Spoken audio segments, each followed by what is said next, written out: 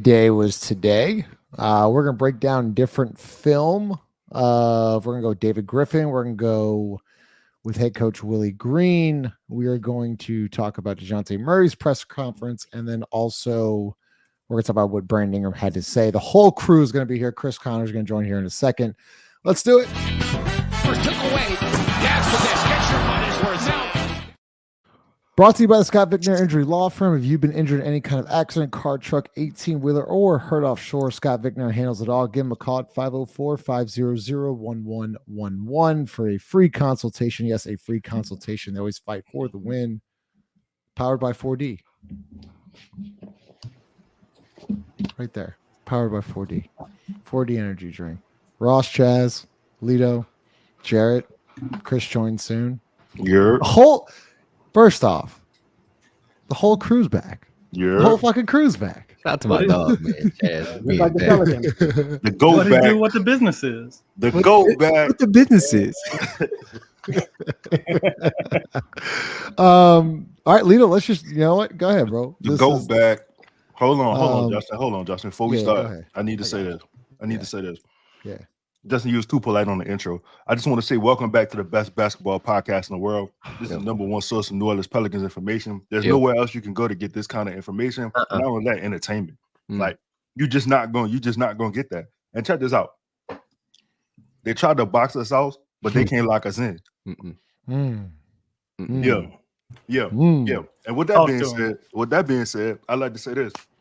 Rest in peace to Kemi Mutombo, larger than life. Humanitarian of basketball and just a world, just a worldly guy, man. He will definitely be missed, salt of the earth type guy. Rest in peace, Pete Rose, man, the hit king, man. Rest in peace, baseball. You're wrong. You're wrong, baseball. If they allow, and we talked about this in the group chat today, if they really put him in the Hall of Fame after he has died or passed away, like that's going to piss me off even more. I'd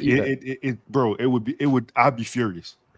It's gonna happen. Watch, and then they're gonna use that to get Barry Bonds in, right? Like they're gonna not do it to Barry. Because if you go watch the documentary, if you haven't seen, just go watch it, bro. The dude tells you everything that he did. He wasn't betting on games to see like he lose. He was just betting on things he thought he'd win. Right. It was winning. that was my thing. Like, I know, like, gambling, right? Obviously, it's frowned upon, but he was betting for his team to win. And, right, was he doing it as a manager, Jared, or was he doing it as a player manager? He was a player manager. Let's go, He was fellas. a player manager. What's up, Chris? That's how gangster it is. Yeah. Both. I gotta respect somebody like that, man. Look at that. Man. Just a little bit. The whole squad's here. Make sure you smash the like button. All right. Ludo, go ahead. All right, so check this out. We about to watch Media Day for anybody who listening and not watching. I have not seen any of this. I'm watching it with y'all and my dogs. We live. We just go talk through it. You know what I'm saying? And fellas, if y'all hit a certain point, y'all want me to stop, you know what I'm saying? Just let me know. As you can see from the beginning of this right now, some slimy shit is about to happen. Word out, shout out to Chaz. Can we talk about the lighting here? It's terrible. It's Bush League. It might be Cactus muted. baseball. The video might be muted just in case. All right. I got you. you. Might turn the volume up. All right, let's go. All right.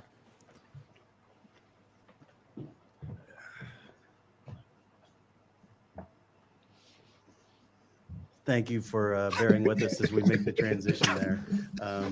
Obviously, this is a day that's pretty momentous for all of us, New Age products included. But I think for us, this is something that we've really been looking forward to for quite a while. Media Day represents. They got the contrast turned all the way down. In our positions is up here telling you how good they're going to be, and everybody loves their team. It's all the same all the time.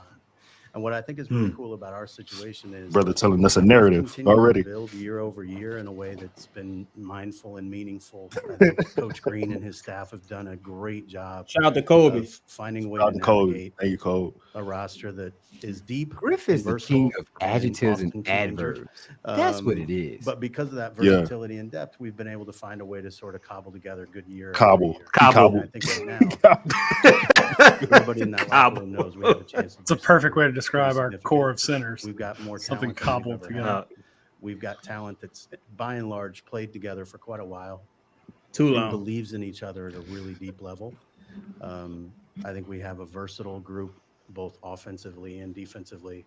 We have multiple all defense performers that can start or not start. We've got players that can space the floor together. One from 7 years We've got ago. more gravity creation than we've ever had. We have more playmaking capability than we've ever had. And at the same time, I think what often happens is you get fixated on what you don't have. Ooh, the spin. In our world, the I spin. want to check every single box. He talk about us, yo. Nothing. Yeah. And I think there will be a great deal of fixation over what are we going to do at center, by way of example. Here we go. And my answer to that would be we're going to figure it out. All right, stop right there. Stop. That's not a fucking answer. Hold on. It's a $1 billion organization. And isn't the off season, isn't this when you figure it out? Like you had the whole off season to figure this out, but now in season, we're going to figure this out, but go ahead. Hey dog. He acting like they behind on a bill. Like, how you gonna pay this? Nah, we gonna figure that out. We got candles. Apparently they don't, because it's dark as shit in there. This is crazy, dog. Like what gives it, like if this was the Boston Celtics, they have the opportunity to figure things out. Like they have like the bandwidth to be like, we'll figure it out as we move on.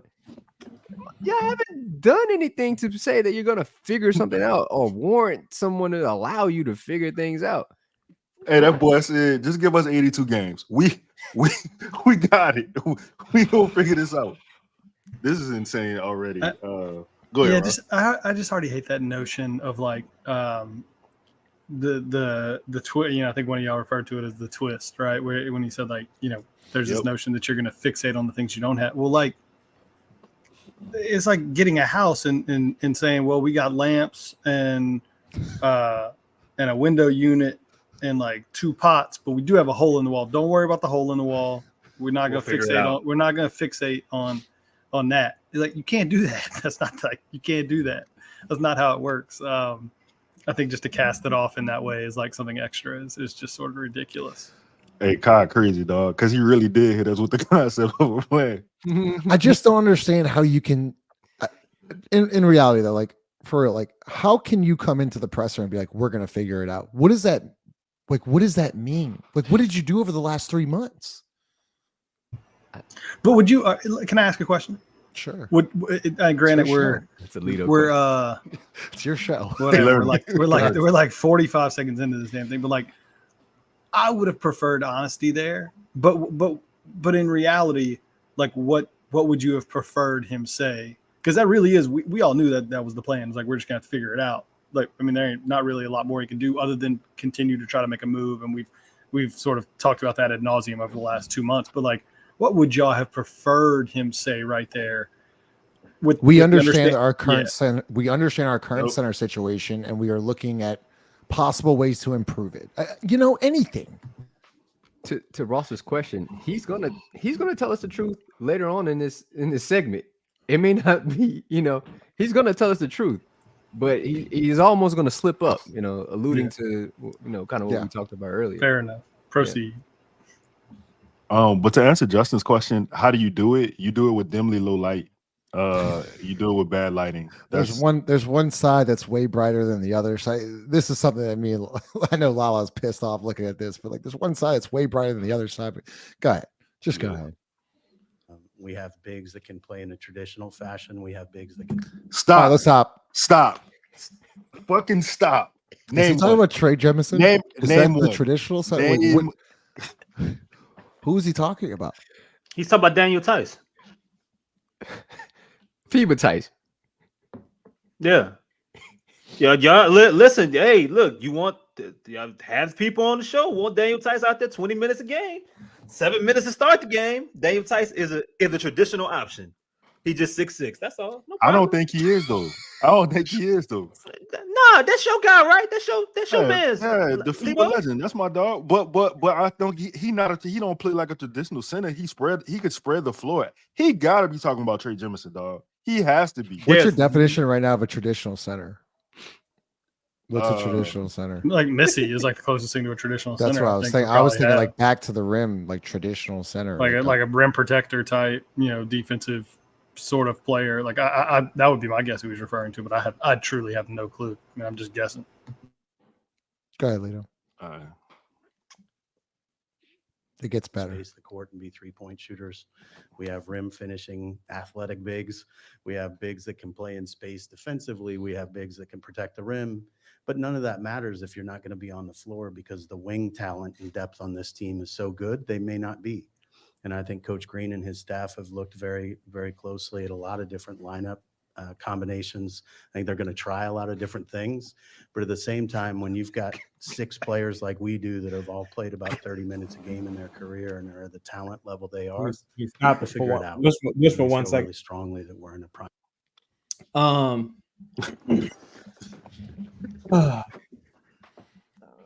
And I'm gonna just address the elephant in the room. This token black guy here, he annoys me. It looks like bring your stepson to work day, and he just sitting there. He's meek, he's weak, and I don't like him. And I haven't liked him since the hire. And he just everything Griff says. First of all, Griff isn't the GM of the fucking team. Why isn't the newly appointed GM speaking on his own behalf and his own team construction? Because at this point, all the picks have been tokens. All the job is tokens. At this point, Token should be speaking for himself, but that's neither here nor there. So you just said, David Griffin just said, the shiny bald head fuck just said that we have all of these bigs. We have a gluttony of bigs. We got bigs like this. We got bigs like that. We got bigs that can do this. We got bigs that can do that. There's bigs, pause. And right? Yeah, look, bigs, pause, right? Then this fucking imbecile says, and they may not even see the floor. Like, why are they here then? Why wouldn't you go get a big that you know is going to play? That you know you couldn't just like, oh, he might not play. Some nights he's gonna play, some nights he won't. You had an entire offseason to get a surefire rotational center. Multiple at that. Multiple. Chaz, we're gonna figure it out. Your thumb like always. We're gonna figure it out. Figure it out. Hey yo, y'all wanted to go back. He back. He fucking back. He fucking back. The goat's back. That's go ahead, crazy. Lito. I didn't even hear this the first time. That's crazy. I'm in position to do that. This offseason obviously was incredibly busy and active. See, aha. Lito, run it back. I gotta get a rewind. Yeah, you got to rewind it. I got you. When Jared pulls out the lead pencil, The lead pencil. This shit was incredibly We bad. have more gravity creation than we've ever had. We have more playmaking capability than we've ever had. And at the same time, I think what often happens is you get fixated on what you don't have, because the people in you wear our far world, right. Oh my bad. you want to check every single box. You want to leave absolutely nothing to chance. And I think there will be a great deal of fixation over what are we going to do at center, by way of example. And my answer to that would be we're going to figure it out. Because we've got the kind of talent. You went to play way a variety back. of different ways. Get this.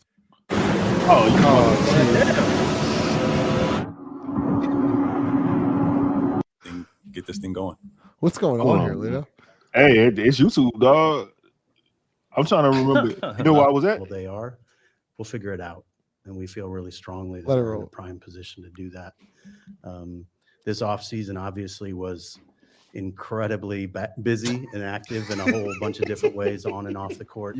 He said Obviously, that. having Bryson assume the position of general manager was one that was really important to us and we're grateful for.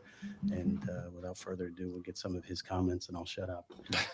No, thanks, Griff. And this is such an honor to be up here for this upcoming season. I mean, just piggyback on what Griff said, really, really excited for our coaching staff.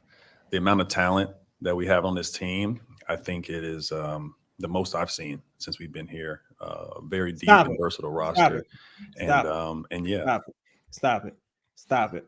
So I was wrong. Token shouldn't have said anything because You currently don't have any all-stars, right? You don't have any all-NBA players, and he been here since we was starting fucking Speedy Claxton, right? So this is the most talented team when you were here, when we had DeMarcus Cousins and Anthony Davis, and you know, you swept Drew Holiday, you swept. Wait, not just any Drew Holiday, MVP Drew Holiday, right? And you swept Portland in the first round. You took Golden State to 6, and this is the most talented team. These bunch of fucking done nothings. These bunch of done nothings going into year 6 are the same cast of characters. Same cast of characters, and this is the most talented. That's insane to me. The lovable losers. That's wild. I don't want to take up too much time because I know you guys have questions, but really, really excited for this upcoming year and our journey to Nashville and get this thing going. Vito. Huh? Stop for me. Oh yeah, my bad. It's all good. No, this would have been the opportunistic time for you to say something. Like, you know, this media day, this is like your job. This is when you should be talking, not piggybacking on what Griff is saying, stating what you see this team as moving forward. I mean, why aren't you talking? Why is Griff taking up, 10 minutes of time saying adverbs and adjectives, rambling on? Like, no, you need to take the reins and talk about things according to basketball. But I guess, you had a playbook beforehand. But I don't actually know if he had a playbook. Like, he seemed like just woefully unprepared. Like, did he know we had media? He might be so out of the loop he didn't even know we had media today. And you know what though? Like Chaz was saying, thinking back, like this was Trajan's playbook too. Like, he ain't really go into much detail. Like, he just let Griff talk, and then like he just passed it to the media. I haven't watched many media days today or over the last couple of days. Does the president of basketball operations always sit with the general manager? Or does the general manager just sit by himself? Like today, like I think the Lakers had one, the Bucks had one. Like, was Pelinka? Like, what I'm trying to get at is usually general manager, right, which is Bryson, just would take the podium by himself. Am I off on that? Or does the president of basketball operations come with the general manager? I think if it's a new hire, but I don't think you're really supposed to even know who the fuck. But Griff, basketball operations is. Yeah, I don't. If it's a new hire, I guess. But most teams, this is a made up position, also. So, like some of these, like I don't think I've ever seen it, but maybe. Like I was watching. Just go ahead. You know what? Fuck. Just go ahead, Lito. I'm comparing the Red Sox to the fucking Pelicans. Like, I don't even know what the hell I'm thinking. Go. Fuck. Can they practice? Tomorrow? Like, is everyone healthy right now? Yeah, we have a group that's ready to go. Why is he answering? The training camp roster is set and active. Just say they're healthy. Unless something crazy happens today during physicals, we won't kick anybody or anything. So we feel good about going into the season healthy.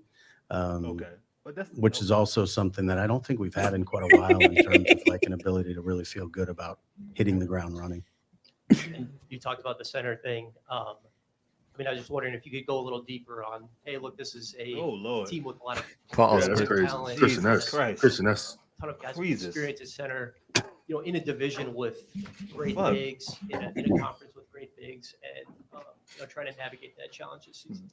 Yeah, I think it's a challenge, and at the same time, because we have guys that want to play with and for each other to such a huge degree, playing small requires that you overcome some deficiencies and you lean into strengths. Right? That together, collectively, you can overcome our ability to rebound by way of example. Please, no more. I get it. But each individual player's strengths gets to showcase itself when the fit of the pieces is as good as it can be. And so we really chose to lean more into fit.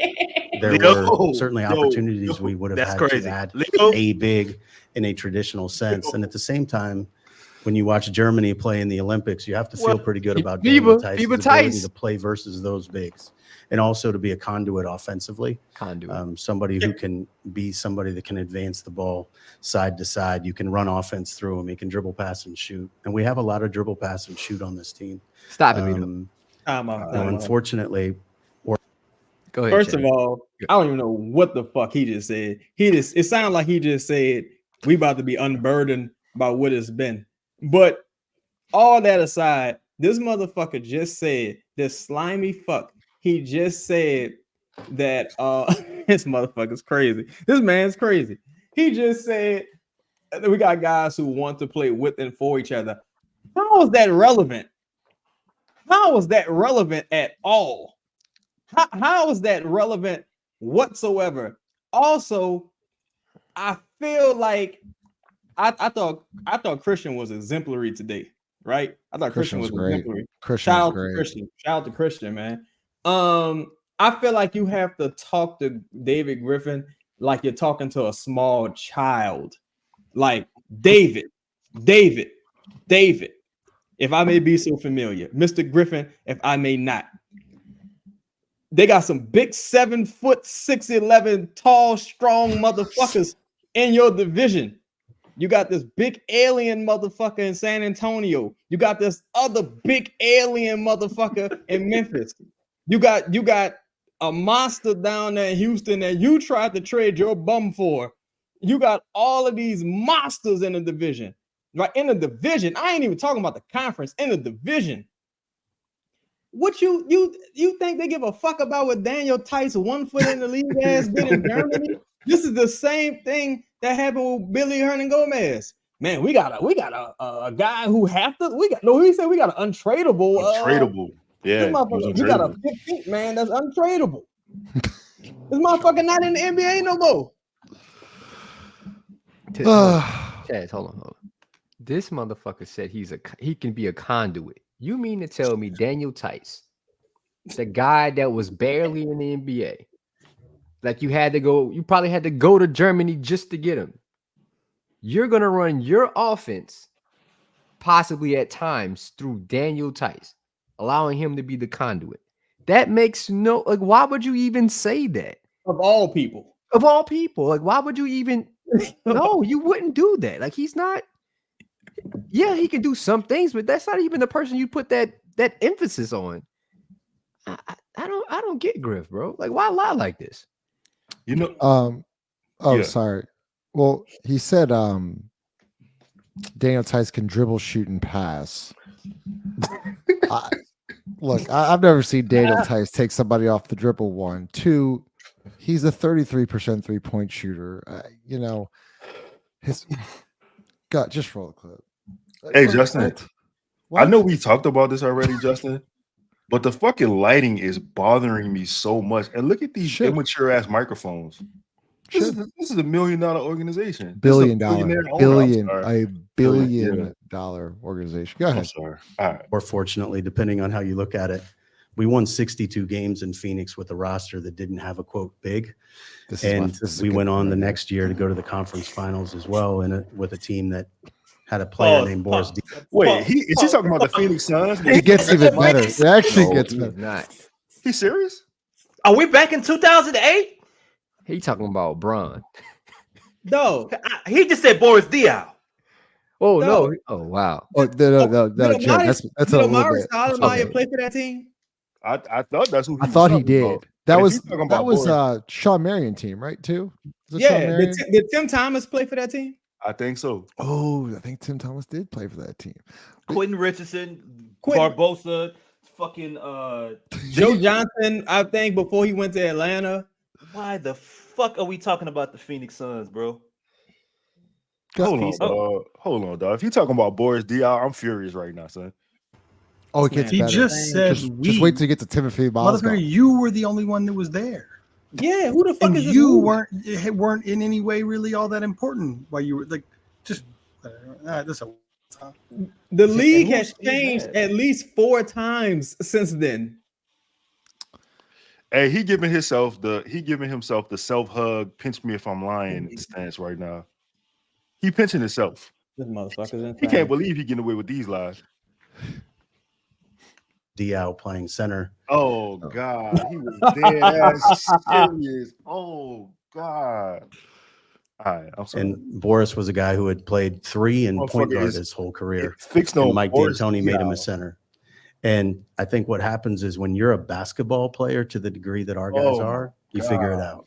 And we feel very comfortable that we've got a lot of really solid basketball. Yo, you can figure out being a center? Is that something you can figure out? Center? You had arguably one of the greatest point guards in his. Well, he's not arguably one of the greatest. No, arguably one of the top 5 point guards in history. Yeah. Right. And you didn't even win anything. You didn't win a championship. I'm telling you, bro. Please, Lito, you gotta get to the Timothy Mozgov Warrior rant. Players It in that room that are about all the right things.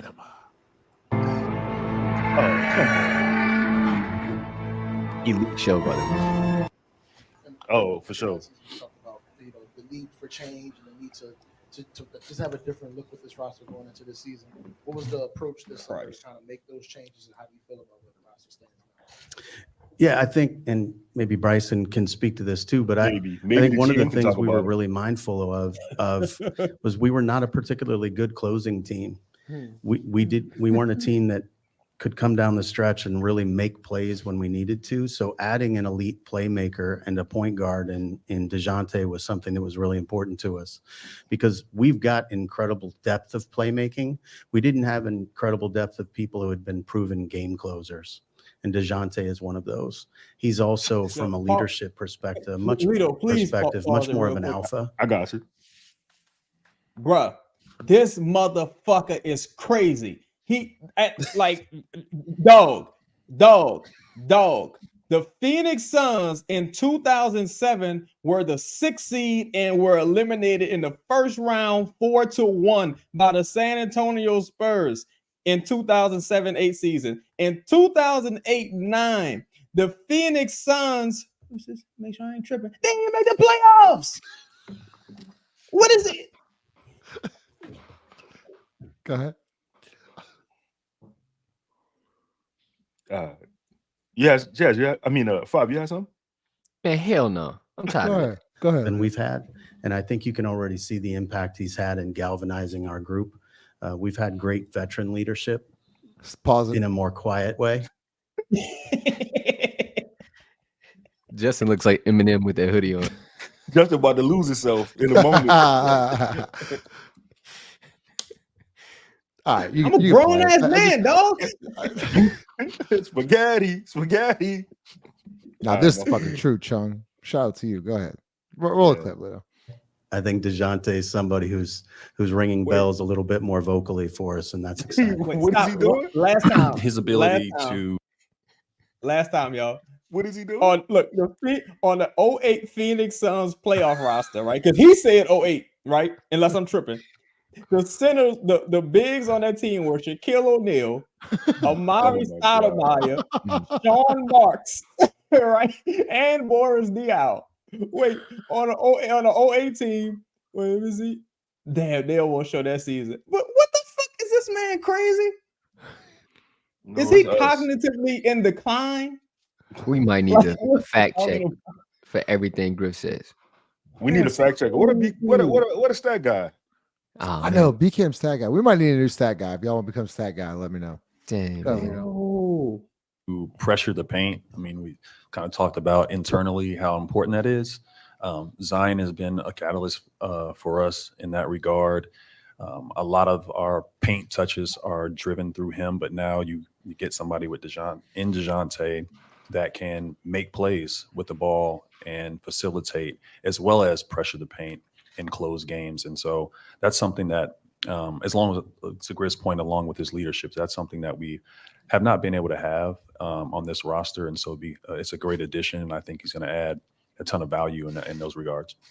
Yeah, for either one of you guys, Griff brought up those old Suns teams, and that was one of the first, really successful small ball groups. What's your feel just about, how good this team could be when you guys are playing small ball? I think we can be extremely good. The thing is that when you say small, I don't necessarily see it that way with the amount of length that we have on our perimeter. Trey is 6'9". You know, all Trey right. will tell you he's 6'10". I'm gonna say he's 6'9". This dog, I just Googled this. All this is Googleable, by the way. I don't know why people feel like they can lie like this. The Phoenix Suns won 62 games in 1992. They didn't win. I don't know what the fuck he is talking about. Cause am I tripping or did he say 2008? I think he said 7 or 8. I think what was that team that made it? Did they make it to the Western Conference? I think he's talking about. Maybe I misheard. He must be talking about 06, 07. I said 2008. He said I don't know. I don't even know if he said a year, Chaz. I think the year that he's talking about was the year they played the Lakers back-to-back years. And they lost 4-1 in the first round. Oh shit! No, they won 4-1. No. They lost the third. He talking about the Spurs year. He talking about it. My bad, Chris. Dude, they won 61 games, not 62. He talking about the definite years. He might be talking about 90, 94 when they went to the finals. Like you don't really know. He just I don't know. He combining all kinds of shit. But let's go ahead. My bad. You know, but Herb is 6'8", BI is 6'9". I don't know if you've seen Dejounte's arms, but they go down to his ankles. You know, First of all, that's crazy. First of all, and secondly, that was the most egregious thing I've heard in a long time. What does that have to do with a basketball player? When have you ever described a basketball player like, man, like he's describing a basketball player like a stripper, bro? That's nasty and it's fucking disgusting. And I'm telling you, like, why can we go to the next person? Do I have to listen to any more? No, you gotta get to the Warriors. Timothy Mozgov. He's talking about Dejounte walking on his knuckles, son. That's crazy. That is insane. Hey, but secondly, he's lying. He talked about a 6'9", 6'10" guy. Dog, that's not 7 foot. That's not a center. The people you describing are not centers. Just because they have long arms, that doesn't mean they can play center. I don't know if you've seen Dejounte Murray's arms, by the way. Like, no. Like what? I don't. It's so bad, man. Say, Chris, where did they find this dude? I mean, like I don't remember him. Like this dude feels like rent a manager or something. Like they went to like whatever the furniture shop is, Big Lot. They went to Big Lots and like found the manager and was like, "Hey, we need somebody to fill this chair for like a couple days. We got this little media thing. You cool? You free? You think you take a couple days off? Like, who is this dude? Ross, did you know Dejounte Murray had arms? Did you know? I was unfamiliar with it. This gentleman is dropping knowledge. Like this guy is. Where did they find this guy? Say, Chris. The big lots. You know what that sounded like when he said that? When he threw that ball. The Adrian Peterson clip. Lito, you gotta run this thing because we're gonna be here for an hour. Like, there's a ton of length and athleticism. So I get it. You know, you don't have a traditional big. Neither did Golden State, and Coach Green was there. Griffin said you did. He manned the position. He was physical, but he's also long and lengthy. And so you don't have Jesus Christ. And so obviously, piggybacking on what Griff said, the deficiencies that we have, they can be done collectively if we're bought in. And so I think our small lineup is absolutely, if that's what you want to call it, I think can be very effective. We actually hold a distinction in Cleveland for losing to the first iteration of the death lineup of Golden State. Timothy Mozgov had 28 and 13, I believe, in a finals game and put Golden State really in a bad position. And we were playing without Kevin Love and Kyrie Irving, and we still had them on the brink. And what they did at that time was they switched to the lineup you just referred to with Draymond as a 5, and they inserted Iguodala into the starting lineup. Pause this fucking show. That small lineup. Pause the show. You know what he's doing. Yep. Is this? Are there any other good franchises that will spend 2 minutes trying to make people feel comfortable by using comparisons of other teams. I've heard the 20 Warriors, years ago, the Suns, the Cavaliers, all at least 10 years ago. All of those teams Chris. you mentioned had MVP players on them. Chris, All of them. Generational talents. Generational. Jared, not only that, he's comparing the small ball lineup to the fucking Golden State Warriors, one of the greatest teams this planet has ever seen. Do we understand 3 Hall of Famers? We're talking Andre Iguodala, and then This is a con man and an enterprise rent-a-car manager. Yep. Yo, Yeah. What is Look, going panel, on? panel. This is the crazy part. This is the craziest part. He comparing it to a team he lost against. You didn't have anything to do with the Golden State Warriors. You fucking degenerate. Chaz, he took him to the brink. You took him, drop Timothy Mozgov. and you prefaced it with all the reasons you lost. Yeah, we didn't have Kyrie or Kevin Love. And we took him to the brink, and they still managed to beat the dog shit out of us. With why you ain't had nothing to do with that? Why are you talking about all your losses? Why are you talking? Who brags about how they almost got him? Drake. A fucking loser. We had him right where we wanted him. Yeah. I mean, the brink. Let him off the hook. You let him off the hook. Oh, rent a center ass. I still can't get over Dejounte Murray having arms, man. On his leg, his ankle. Oh, I can't wait for ankles, this. Hey, Dejounte has a great presser, actually. Go ahead. Hey, while we here, before I press play, please like, subscribe, comment, hit the like button. Yes. Got 173 people in here. You know what I'm saying? The only place you go get this kind of entertainment. Dominated a very, very good big lineup the rest of the way in that series. It can happen, but that small lineup had hallmarks of what small lineups need. And they all fit together in a way that they could overcome what was perceived two of as the a greatest size shooters in deficiency. history. And we feel like we've got a lineup that if we put the right pieces together, that can happen. And again, what those pieces are going to take time. I mean, this is going to be a work in progress. I think one of the things that excites me the most about this season is it could get hard for a while. And a team that knows to overcome adversity. Hey, yo. Hey, Go to the next guy. I've seen him. This guy. Wait, This guy. stop. Wait. What Lito, a dirtbag. Lito, rewind it 10 seconds. So go to about 23-minute mark. I got to hear that again. 23-minute mark. Right there. Play it. Those pieces are going to take time. I mean, this is going to be a work in progress. I think one of the things that excites me the most about this season is You got excited. and a team that learns to overcome adversity together in the beginning is usually better off for it. So figuring out what those rotations look like and how that's all going to fit together is going to be a lot of fun. If it doesn't work initially, it doesn't mean it won't. Oh, no. You have a couple other players, Trey and BI, also up for extension. Just where do you guys stand on those discussions, and how do you anticipate that kind of playing out? You want to talk about Jose first? Oh, okay. Oh, that is uncomfortable. Whoa. Oh my God. Can you pause it when they both look at each other? Can you please pause it when they both literally look at each other? Wait, So wait. probably a 23-minute 32-second mark. This low self-esteem. Oh my. Hold on. We Oh, got wait. Yeah, you got it, Lito. Right? How do you anticipate that? You want to talk about the Jose? Right here. I know you told me not to talk about this. You want to talk about the Jose extension? Jesus Griff, what do you want me to do? Christ. Dog, We're out of the plaid chairs in the back, district manager.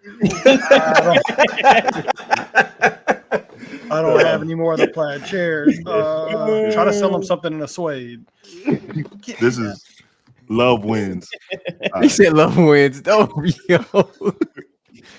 Love You can go. Man, just Son, keep how guys uncomfortable first. is that though, bro? They having a whole conversation. That man did not even ask that question. He didn't ask about Jose. He asked about BI. This is like, Oh, he asked about think about this. Like, look at Griff's eyebrows. Like, he's looking at this guy like the same way I would look at my kid when we were going into church, and I said, "Hey, you better keep your mouth shut. This is the Lord's house. You need to be quiet." He looked at him. He's looking at him with that same look, like when your kid's down there rolling a car on the pew, being real loud, and you're like, Hey, what did I told you not to. That's this look. Like, he's a little boy in this man. Good grief. This you want to talk about Jose Alvarado's extension? Yes, father. No, we're excited about Jose and being able to keep him in the family. He's really, really important to this. Griff did a phenomenal job of negotiating with his agent, his representation, and so we feel really, really good about it. I mean, Jose has been a big part of the culture of our organization, and having him on the books moving forward is really important for us. We're excited that we got it done.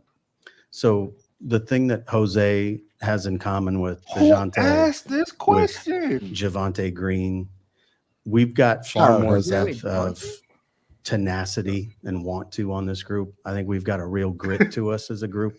And Jose really is the embodiment of that for us. It was important to us to keep him here because of that. The message he sends every day when he touches the court is, I'm here to go to work.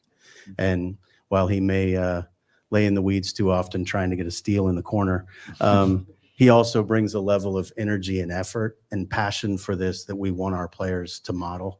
Pause it. What about fucking basketball? Can we talk about basketball? Nothing that has been said has been about basketball. He just gave me a bunch of reasons about the human being Jose Alvarado brings, and the energy and the passion and the grit and the toughness. What about fucking basketball? Show up to work. The question was about Trey Murphy and Brandon and Brandon fucking Ingram 4 fucking minutes ago. That's what the question was about. Why are we talking about Javonte Green? Why are we talking about Jose laying in the weeds? You know what? The weeds. I you want to talk about the Jose deal? You know, between like I'm not gonna say anything. I just want to. Can I feel this real quick? I want to feel this. I don't want to fuck the thing, but just look at this, right? Without any commentary, just look at this. Where do you get these photos? Oh my god! Get this off the screen, man. Please. Off the screen, man. Shout out to Jose though. At least say shout out to Jose. Though. Shout out to Jose getting paid. Shout out to Jose getting paid though. That's and then he kind of like low key dissed Jose. Like he was like he'll get back laying in the weeds. Yeah, I did. You're just about to sign it. Like you about to sign. Go. Let's go. Or the question you asked about Trey and Brandon. Those guys are just as committed to this organization as That's not what I asked. Brandon was. Hold on. He never asked about the level of commitment, motherfucker. He asked about the money. When he signed a 5-year deal with no option, and from the beginning we said it marked a sort of paradigm shift in this organization, and at least a C shift where this became a place people wanted to be. And Brandon's a huge part of the reason that that's true. Trey is no different. He's excited about being here. We've had very positive conversations with his representation. And at the same time, I would tell you, none of that matters if we don't have great years. And if those players don't buy into playing for one another. All of the contract stuff always takes care of itself, but it does because your results dictate outcome. And so I think what we're most excited about in all of that conversation is, yes, they're happy and they want to be. If results dictate outcome, Say it, Jared. and you've been losing, like, why hasn't there been a change? Well, 49 wins is not losing, Jared. What you mean? Well, no. But it's still. Oh, that's not good enough. Yeah, that's not what I was. That's not what we're trying to get to, though, right, Justin? I thought. What's the goal here? What's the goal? Depends on what the goal is. Before we hold on 1 second, J15, I appreciate you. Thank you for pulling up. Thank you for subscribing and commenting. But if you want faith, you should go to church. We don't have God in here. No, we're just breaking down the film. They're the here, right JH. human beings. They're about the right things. And so at the end of the day, that's really what matters to us is the fit of that. And those guys all represent that. Oh shit! Perfect time. Hey, Meta, take a What photo. does that even mean? Like, I can't even follow what the fuck he's saying. Is there something that, excuse me, organization you have to balance your outlook when you've had 3 consecutive years of increasing wins, but you're still sitting 7th, 8th in the standings in the West? That's a great question. It's a great question. Also running on a treadmill.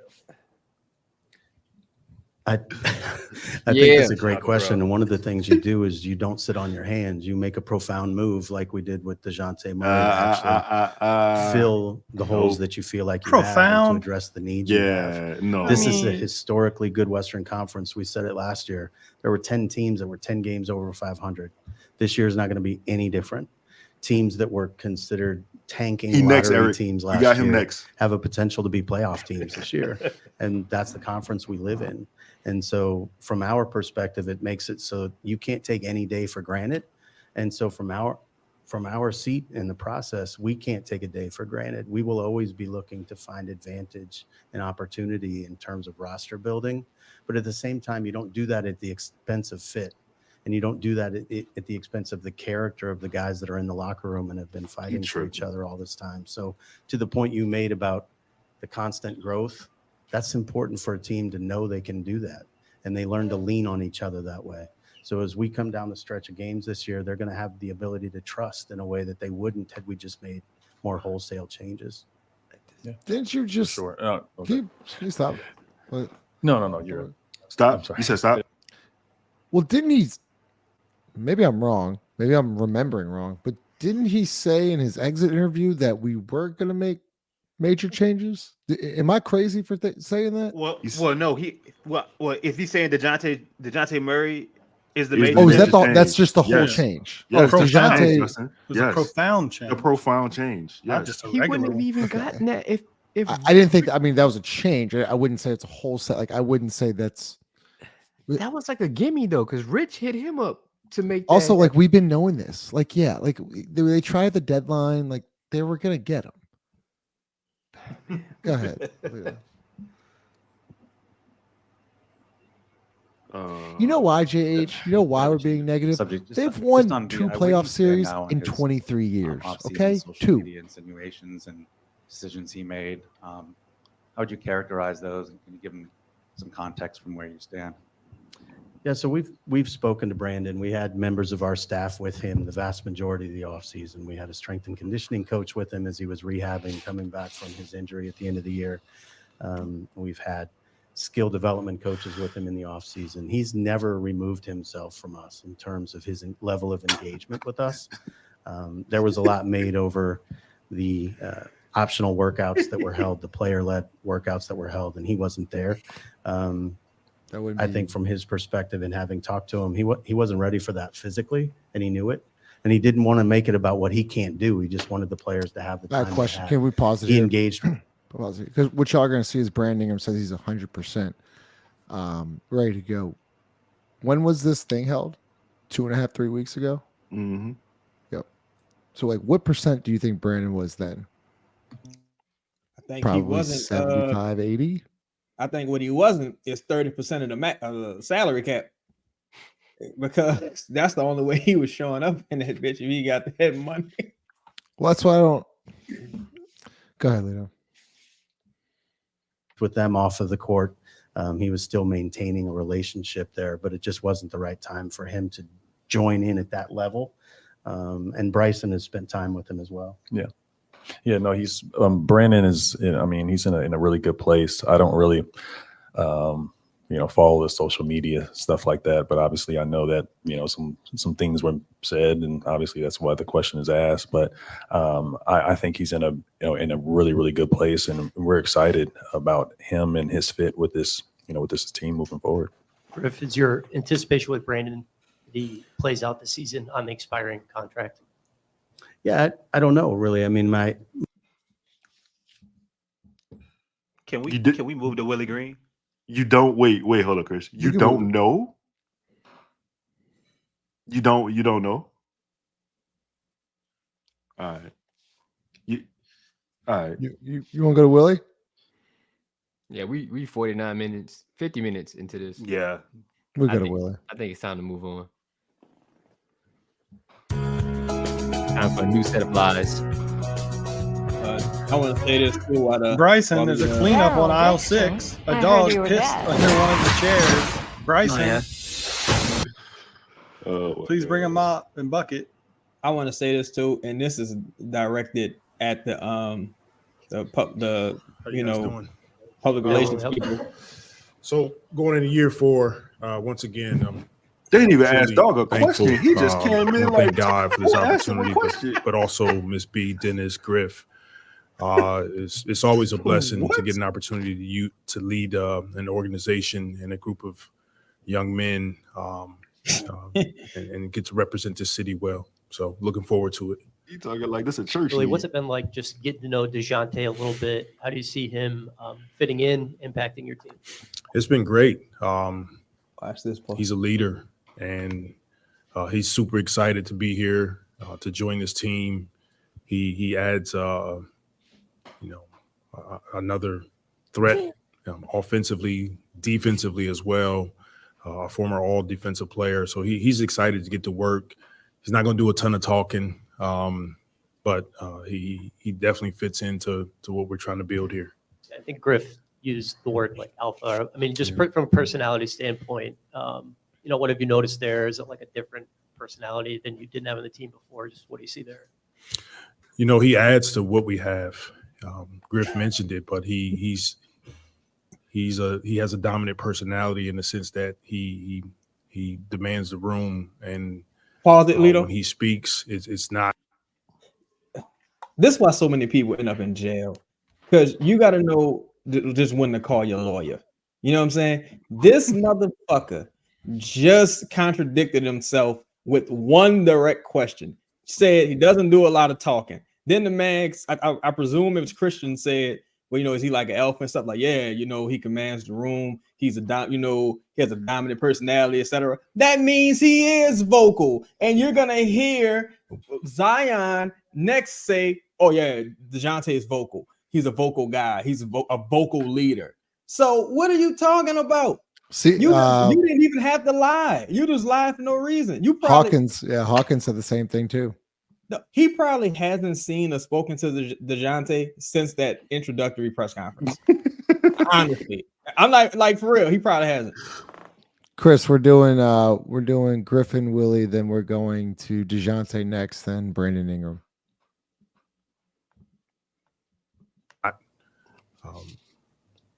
Something that he hasn't done. He's speaking from experience. He's speaking because he's a hard worker. He's invested into his teammates, and we're like I said, we're extremely excited to get Dejounte here. And you look over the course of his career, he's just steadily improved as a basketball player. And for me, getting an opportunity to know him even more as a person has been refreshing.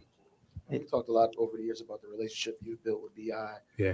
Just how much have you been able to communicate with him this summer, and what's your feel on just his approach going into the season with all the external stuff around him?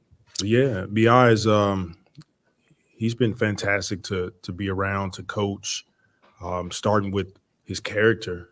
He's since I've gotten here, he's done nothing but been a pro.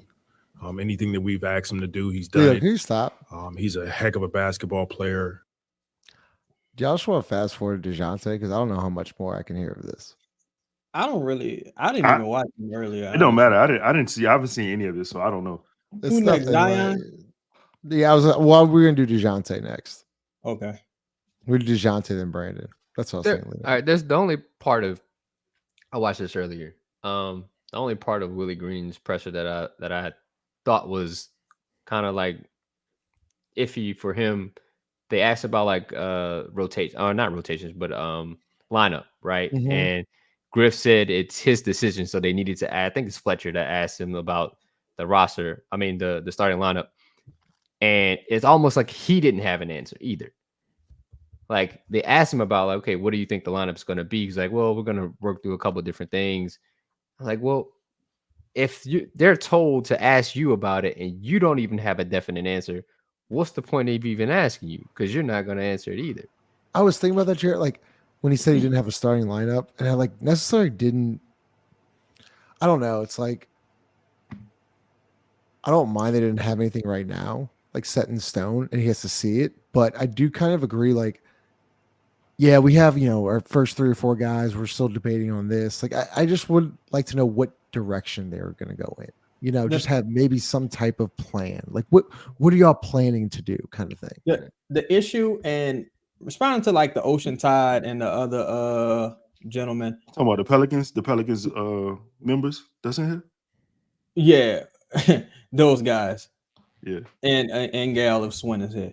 But here's the thing: if you're a person who hasn't followed the team closely, or you don't watch this show, it's easier to or you're just a dumb fuck. It's easier to pull the wool over your eyes.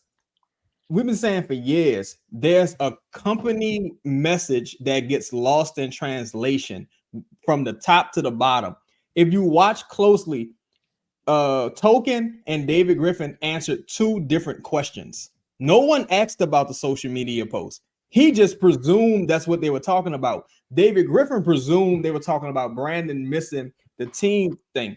Now, you're going to continue to see the messaging error. Like, so where, like, David Griffin says, we have traditional bigs, we got this kind of big. And Token says, well, we don't really have a traditional big. Y'all sitting right next to each other, contradicting one another. It's been happening for years. This, like, the message gets lost the further down the totem pole you go. And, it is what it is. We go. Sorry, Jared, go ahead. Yeah, let's go to Dejounte. Yeah, Dejounte is good. I like what Dejounte said. Dejounte is 215. 215.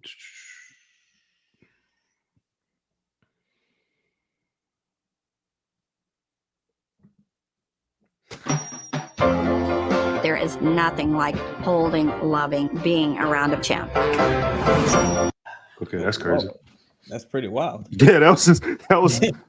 Make sure y'all smash like that. Been a couple months since the trade. Just what's the acclimation process been like for you and your family? Coming to New Orleans and all that.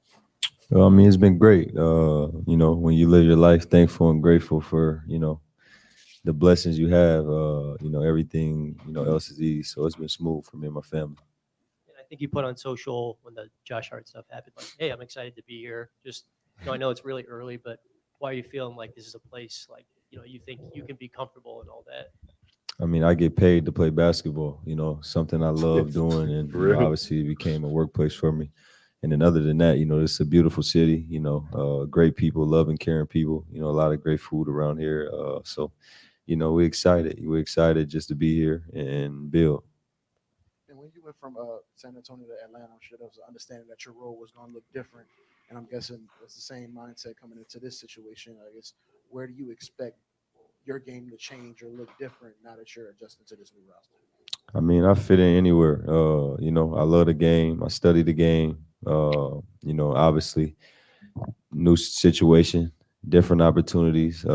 Excited just to come in and work every day, learn and win basketball games. I'm not the coach. So, that's Willie's job to figure out all that type of stuff. But, on the floor, I'm excited to defend at a high level. And then, my job as a point guard, it's a dream to have this talent around you. So I'm excited to make all these guys' life and jobs easier. And getting to spend time in Cali with the guys and have most of the group together, I guess, what was your kind of takeaway, just getting to see everybody in the same room at the same time and kind of just envisioning what it could look like? I mean, it was great. Obviously you don't take, big steps. It's a journey, a long journey. And, through the ups and downs, the good and bad, you just take your time with everything. So, really, it was just great to be around the guys. Obviously, I'm a new guy on the block. So, I was just excited to be around everybody, already being in communication with everybody. So, it was great just to be around, for a few days. You mentioned how smooth your transition has been to the city. What's been maybe the most fun part of your adjustment so far, whether it's been reaction to people on social media or people that you've run into in person in New Orleans? I've heard players in the past have said that one of the funny things about New Orleans is that there's like thousands of coaches here. Like people that are going to give coaching advice and stuff like that, or advice to players. So what's been the most fun part about it so far? I mean, the fun part, just, being here. Like I said, I'm thankful and grateful. for my blessings. Each and every day, I'm blessed to wake up. I give thanks to God. So, like I said, I'm thankful and grateful to be here. I'm still trying to figure out and learn everything, taking a day at a time. With me and my family, thankful. And, respectfully, who gives a fuck about any of this? Can we talk some basketball? I don't give a fucking nobody care about no food and all that. What's up, man? Like, what how you see yourself winning on the court? Who cares? Hey, Chaz, to this point though, this motherfucker's gifted, bro. I'm gonna keep saying it. He could have like shit on Jim right there if he wanted to, because that the question just ran too long. It was like he didn't know really what he wanted to say, and he let him live. And I'm like, man, this dude's a pro, bro. I think cats can learn from a person like him being around. But yes, I would love to actually talk about basketball. How he sees himself on the court with Zion, Brandon. What type of offense? Like, he's played under Quinn Snyder. He's played under Pop. Like, I think he has the basketball acumen for all of this. Just would rather kind of talk about stuff like that. Yeah, it's no indictment on him whatsoever. It's like, why are we asking these kind of questions? Like, go ahead, Lito. I'm grateful. One thing I can say though is the potholes, man, everywhere. It reminds me of my neighborhood. I feel like I'm in the back streets of my neighborhood everywhere I go. So that's one thing I do not like. When you look upon your career, you started off in San Antonio. Your first few playoff runs, your role was being more of a complementary player, and then now you've gone on and developed into like even being the guy in some of the playoff runs you've had in like the recent past. What can you tell us about your journey to like get to where you are now, and then now how can that translate? Just having experience and be one of the guys, but also now having this. Oh my God. That's crazy. That's crazy. You too hating, man. For me, my journey came off of just, belief, confidence, working hard, and like I said, being a sponge to learning. So, each and every year I keep that same approach, and I just try to keep a mentality when I'm working and studying and stuff that, I haven't done nothing, no matter what it is on and off the floor, I'm trying to make it. That's a mentality that sticks with me and allows me to stay level-headed and continue to work and be a sponge, so I'm going to continue to work and learn, and the journey is far from over. This is just another chapter, and a chapter I'm excited to, see how it, comes out. So, that's really how much I could put it. Hold on. Yeah. Superior Trucking. Donate $140 to the super chat right now. That's crazy. That should cover the YouTube premium for a few months. You said it's $14. You obviously got it. Hit us up. Donate it, big dog. Appreciate you. That's crazy, man. They hey, please donate. Yeah, for real. I ain't joking at all. Donate. Send that 14 right now. Hey, send it right now. Yeah. Somebody before that said get a press pass and go up there and ask questions. Yeah. He might be new. He might be new to the show, but he been around a long time. Okay. Well then he would know that everybody here is either A, had access, or B, has actually went up there and asked questions during these things already. Almost every single person here. This isn't like we not like just people just talking. Like, I've been in the building at Media Day. Like, 5 is right there. Justin is there. Alito was there. If Chaz was in the city, he could have been there. Raw. Like, we've all. What do we? The Ross game. Oh yeah, right. Yeah, Ross is pretty much an assistant coach. You know, So I ask questions even when I'm not allowed to ask questions. Hey, Ross. Say, Ross, they say you why we here. Oh, Donald. No, you a real one, Donald. Donald serious. Yo, let's not let Superior Trucking off the hook. Yeah. What your contribution at? Yeah. Donate to the pulpit. You, yeah. Not a funny dog.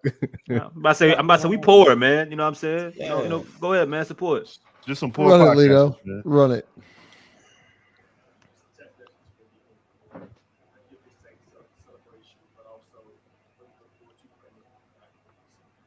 mean, that's my guy. A lot of people don't know this, but you know, when I got hurt back in 2017, 2018, CJ reached out. You know, we didn't have conversation like that. It was just a respect from afar, and also like a guy like me, I respect the guys that paid the way that's done this before me. So when I used to see him in Portland, it was always love and smiles. So, you know, when I got hurt, he sent me over 10 to 15 books to read. And it just spoke, you know, high volume of his character, who he is as a person. And you know, on the basketball side, he's a dude that could shoot the ball, he could score the ball, he got size, and you know, like I said, I'm here. I'm excited to just make his job easy. What are y'all's thoughts on on that story about Dejounte and CJ? And CJ, you know, reached out to Dejounte early on in his career, you know, sending him books, things like that. Like it just shows a different side of leadership, I think, that doesn't get talked about enough with CJ McCollum. I think it shows like the exact type of leader that. Damn, bro.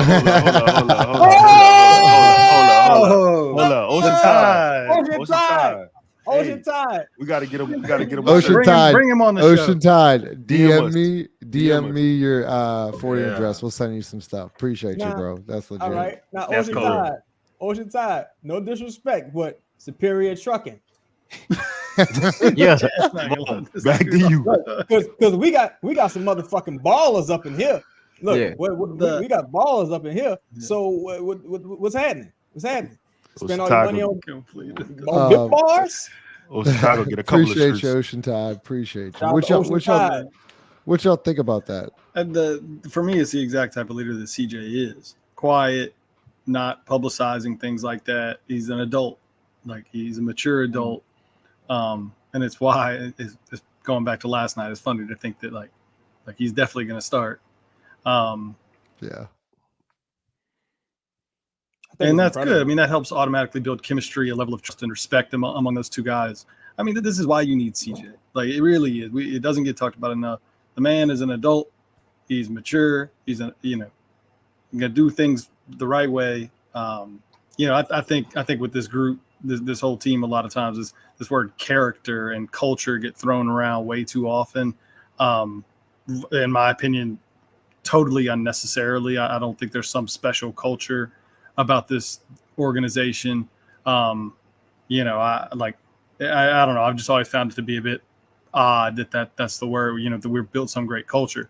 I do think, however, CJ is a piece of whatever positive is happening from a culture perspective. And I think that's where Murray hopefully can elevate whatever is there. But before this, I mean, there's not really any special culture here at all.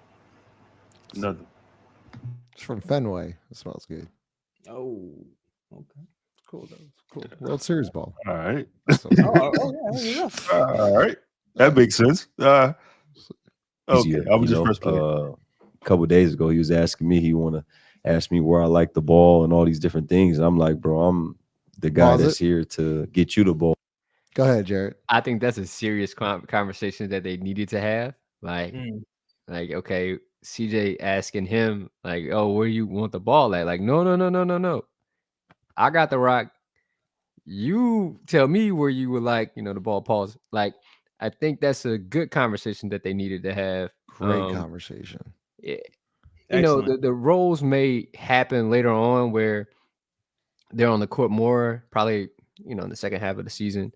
I think the best, spot for CJ is probably coming off the bench, but he's probably going to starting off because there's no way you can look at CJ McCollum and say, hey, you're coming off the bench to start the year.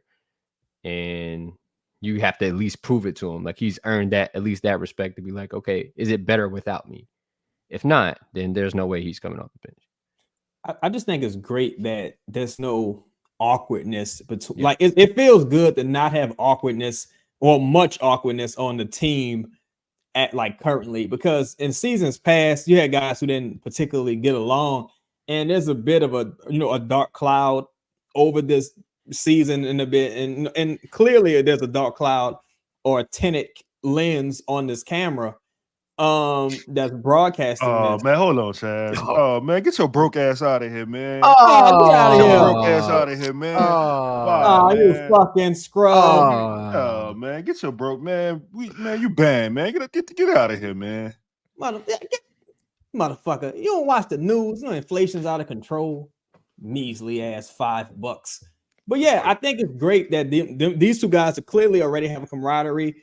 Dejounte, he clearly has relationships with Brandon and Zion already. I think him and Trey, they can act as mediums between guys who historically aren't as close, Let's put the fries in the Hey, y'all sick, bro. I love y'all. Everybody in this chat. I love this show, man. Appreciate y'all. Superior trucking. Well, here's a whiteism for you, Lito. He bit off more than he could chew tonight. Superior trucking. Lito, yeah, and that's the ism list. Yeah, absolutely. Chris is trying to hide, move himself on the side of the comments. Like if you have a comment up, he's trying to put his head. Horrible. Look, I start off mopping floors just like you guys. Then I went to fries. Look, I'm washing letters now. In 2 years, I'll be the assistant manager. And that's when them big bucks start rolling. Man, he better get the trucking, man. Get the truck out of here, man. Hey, for real though, Ocean Tide, you a real one, bro. Thank you, brother. You a real one, bro. Like for real, you a real one. real. And Donald, and also all the members, appreciate you, appreciate Joe. all y'all, man. For real, guys, really appreciate y'all. Go ahead. And it's 181 people in here. Please, that's please, a we fact, appreciate y'all, man. Please hit the like button, subscribe. You know what I'm saying? Hit the bell notification so you'll know when we're going live. Why are you doing that? Why are you doing that? What you mean? Why are you saying it like that? I'm making sure fuck you. Why are you saying it like that? That's crazy. You about to lose yourself again. Also, don't let Ocean View outdo y'all. Hit the super chat. You know what I'm saying? Hit the chat. Shout out to Ocean Tide, man. For real, man. Shout out to Ocean Tide, my bad. We're barking up the wrong tree. That's a great one. Man. Go ahead, Lito. Thanks, guys. I'm excited. I'm excited. It's a point guard's dream just to have this much talent around, and I'm just excited to help all them guys. Yo, say it again. What up? I didn't get to read all of them. It was a lot of them. It was the thought. The thought that meant everything. A guy that never met me, and just. What's up, Chris? What y'all think he's most excited about talent wise? I ain't talking about like the player, but we talk about, and I'm sure he has to have questions about what the fuck they're gonna do at center. I know he's not like, man, I can't wait to give a dribble handoff, from Daniel Tice. I can't wait to have Daniel Tice hit me in the court off of in the transition. But no, watch him out. Though, watch him out. What do y'all think he's most excited about though when it comes to talent? Just not even individually, but as a group. I know he mentioned CJ already. Zion's like a given, but he said that about 3 times so far. He said it's a point guard's dream. I think it's the freedom to play fast. I know that's Willie's forte, right? He wants to play faster. In San Antonio, it's all more about strict. It was more strict, right? There's roles that you needed to fill. You had to do this to get on the court. He wasn't going to get the ball. He's playing with Kawhi Leonard, so there's early on he had to play defense just to get on the floor. He gets to Atlanta. He's playing with Trey Young, so that's their dynamic there. Also, Quinn Snyder has a certain thing that he needs to happen. Here it's just open, right? Everybody get to a spot and I get to decide what we're gonna do rather than other people decide what we're gonna do. And I think I can make that good decision because I'm good enough to make those decisions. I'm with Donald. I'm with Donald, man. Donald said maybe with Herb on defense. And I think, Chris said, you're talking about a guy who made an all-defensive team 7 years ago. And me and Chris did a show, and we talked about the best player that he had to play with in his career defensively at that time, and that was Danny Green, right? And now you transition that into Herb Jones, a guy who just made a defensive team. And I think for Dejounte, it might, reinforce his notion to play defense because, you the only person out there giving it your all on a lot of these teams that don't have non-defenders. It kind of dissipates your participation on defense. But now you got a guy who, you know what I'm saying, he's he's the conduit on defense essentially. So I think Herb. I think that's an interesting point. I think the most faceted, mainly I think it's Zion, and just because when I look at all of the past Atlanta Pelicans matchups since he's been in Atlanta, those two are the two best players on the floor. It's always a Zion Dejounte duel, and when you go to this last game with Zion versus Dejounte, it was just like, yo, it's something about being able to go to a team that's rich in talent, but doesn't have a dominating figure, a dominating personality. So he can easily be the leader on the team and not be the best player, whereas you may not have had that opportunity with a personality like Pop or with a personality like a Trey Young. Can I say CJ McCollum? I think he's actually really excited to play with CJ. They clearly have a connection. I think that I don't know. I think those two together actually offensively complement each other. I like them a lot now that I think about it. Pause, but there's a lot of actions you can run with Dejounte and CJ in it. Rub screens, you can go chases, you can do a lot of different stuff. And with the way Dejounte can get downhill, that help side defenders got to make a choice. Usually you'll hug strong corner, right? But fuck, man, that gives Dejounte a wide open lane. Like you got free lane poison, bro. You got to pick your poison when they're on the same side. And then if you even add a Zion pickup, like there's so much. Yeah, you can rub out. You can literally flare out. You call it, and then Zion sets that step up screen. You attack that. Zion rolls. CJ lifts, and you either have a lob, you have a layup, or you have the lift coming over. Yeah, it's a lift with a 45, 42-ish percent 3-point shooter for his career. Mm-hmm. How are you gonna defend that? Those three guys on the same side, man, like the triangle offense, basically. Like and maybe Trey Murphy in the opposite corner. Jesus, yeah. So wait, you have so many you have so many possibilities, and like I know, like the first 40-50 minutes of this was like, oh, we're making fun of Griffin, Willie, like whatever. There is talent on the roster. It's how are they going to fit though? Like that's the biggest question. Ross, y'all been saying it for y'all been saying all off season about the center position, but like you can't deny it. They have serious talent. You know what? All that sounds good, but I don't mean to rain on you guys' parade, but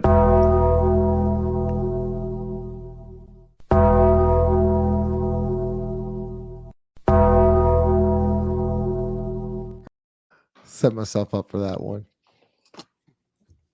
Continue. Oh man. Seeing me here and there and just send me books. So, I was thankful for that. When you look at your role as point guard, you talk about making things easier. And Griff talked about you being an alpha type personality and the leadership that you bring to the locker room. Also, do you feel like it's your When you have rheumatoid arthritis, the smallest things can feel like the biggest obstacles. But your responsibility to push guys beyond their comfort zone because there are going to be roles that maybe players have not had to embrace before? How important is it going to be that extension of Willie in holding people accountable on and off the court as the point guard? Great question. For me, just a natural born leader, not talking basketball at life. I have responsibilities at 11 years old, 12 years old. So that allowed me to, be the leader I am today, and it just translate over to basketball, which, is my job and what I love to do.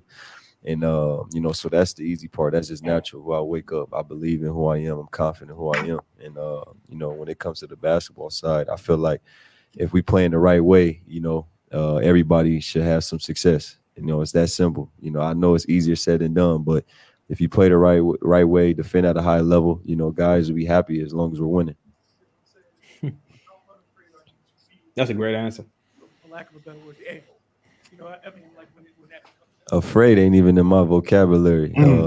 You know, I walk out with my chest out, you know, my head high, you know, no matter what it is, good, bad days. You know, but at the end of the day, like I said, I'm here to help these guys, but also they're here to help me too. You know, it's a collective thing. I don't think it's just individual. And, you know, for myself, I think it's just gonna stand out, you know, because I'm a natural born leader. I don't bite my tongue, and I'm not gonna tell guys to do something that I'm not living or standing by. So, you know, like I said, I'm just excited. Dejounte, That's there's tough. been a lot of talk Fucking this gifted, offseason man. about fit with you and Brandon Ingram, and I know that's going to take some time to kind of figure that Bring a out. different kind Season of camp different confidence to the team though. So Like for you, nobody what else makes is you feel Cocky. confident talking enough like He's that. cocky. I believe Yeah. everything. confident. can work I He's believe with confident. you and BI sharing the court at the same time? I mean, he's 6'10" and could do everything. So for me, just being a point guard, watching him, you know, we go way back. Me and him, the same high school class. We've been, you know, close since then, all the way to now. So, you know, with a guy like that, I feel like with his size, you just put him in spots and, you know, let him work. But also knowing, you know, putting him at the elbow, the top of the key, the blocks, the size, and you know, Stop. We can move on to the next person now. We can move on to the next person now. We can move on to the next person. See, every time I try to, you know, drink the Kool-Aid, reality kind of comes back. And because on the real, me and Justin, we did a show, what was it, 3 seasons ago, 3-4 seasons ago at this point. And I'm definitely a fan of Dejounte Murray, definitely. But boy, this would sound a lot better coming from Trae Young. But let's just move on. Who's next? Is Brandon next? We can move. Brandon would be next. Elbow. And I was like, nobody care about that, man. Let's damn.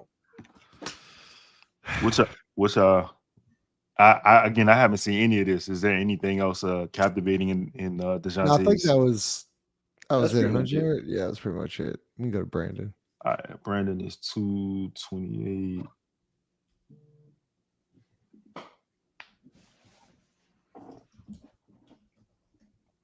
Fucking elbow. Christ.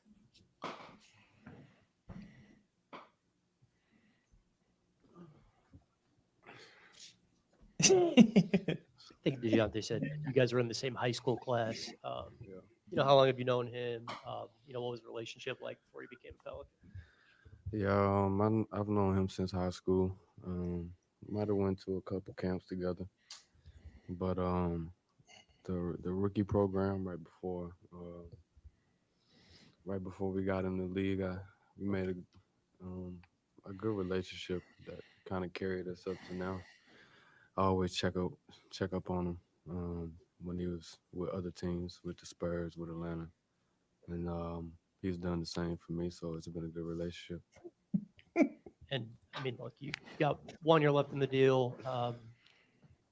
You know, what are your thoughts on, like, do you anticipate playing this year out on that contract? Do you expect to get something done before the start of campus? What are your thoughts there right now? I don't expect anything. I'm just happy to play basketball right now. We can I tell. don't know what's going to happen.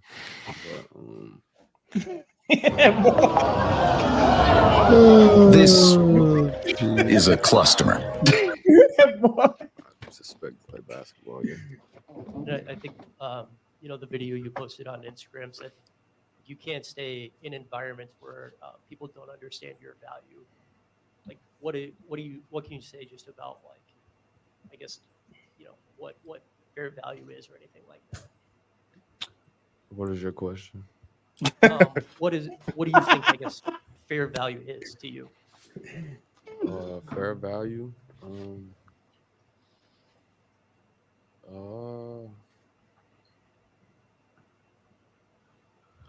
mean, I don't know. I guess you gotta do your homework. I guess you gotta analyze what people do well, what they don't do well, what are their habits, What is their character? And then you look at the work. You look at the work they put in and all they've done, how they treat people. But it's measured in a lot of different ways, of course. Everybody has different values. So that's how I value things. I just look at the person, I look at the work they do, and, I make a judgment off that. I know most summers you like to unplug and kind of get away from things, but for this summer, I guess was it difficult to kind of get away from the noise and kind of handle the amount of talk there was around you and the contract talks and all that kind of stuff? Well, actually, it was the easiest summer. Got a chance to get away and really kind of reflect on not only the season, but reflect on life a little bit. Who I wanted to be, who I wanted to be known as, and what values that I wanted to show every single day. So I had a chance to get away. I had a chance to get healthy and enjoy playing basketball. I guess what were some of the conclusions you came to after doing some of that self-evaluation? I think the biggest conclusion that I came to was, how long I've been playing the game of basketball, where I started, where I got the love for it from. And I had to kind of go back to that. Growing up in the gym with my dad, having childhood friends, playing basketball with my childhood friends, and, not really kind of relying on anybody to give me the okay to be who I want to be. And that's just some of the things that I thought about. What did he say just now? He's talking about getting just getting back in basketball, how it was growing up with his dad and how it was with his friends. He was like, instead of somebody telling you how you should be. Now, I don't know what that was alluding to. Well, I kind of know, but yeah, because that's the part that kind of caught my ear. Yeah. Well, I think adding talent is always great. Having a player like him who's a really a bad.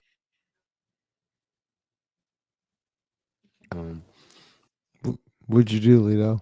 Single-handedly. I'm not Trey, telling you anything. That's with his team. Pelican stream. And he's been a great player in the league. So it's gonna be fun to work with him. I think to play with him on the floor, but behind the scenes to kind of pick his brain a little bit and see what he sees on the floor and how we can make it easy for each other.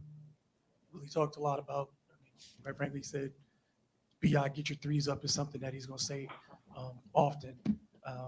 Who going to say that? Willie said that. So, is that something that hold on. Hold on.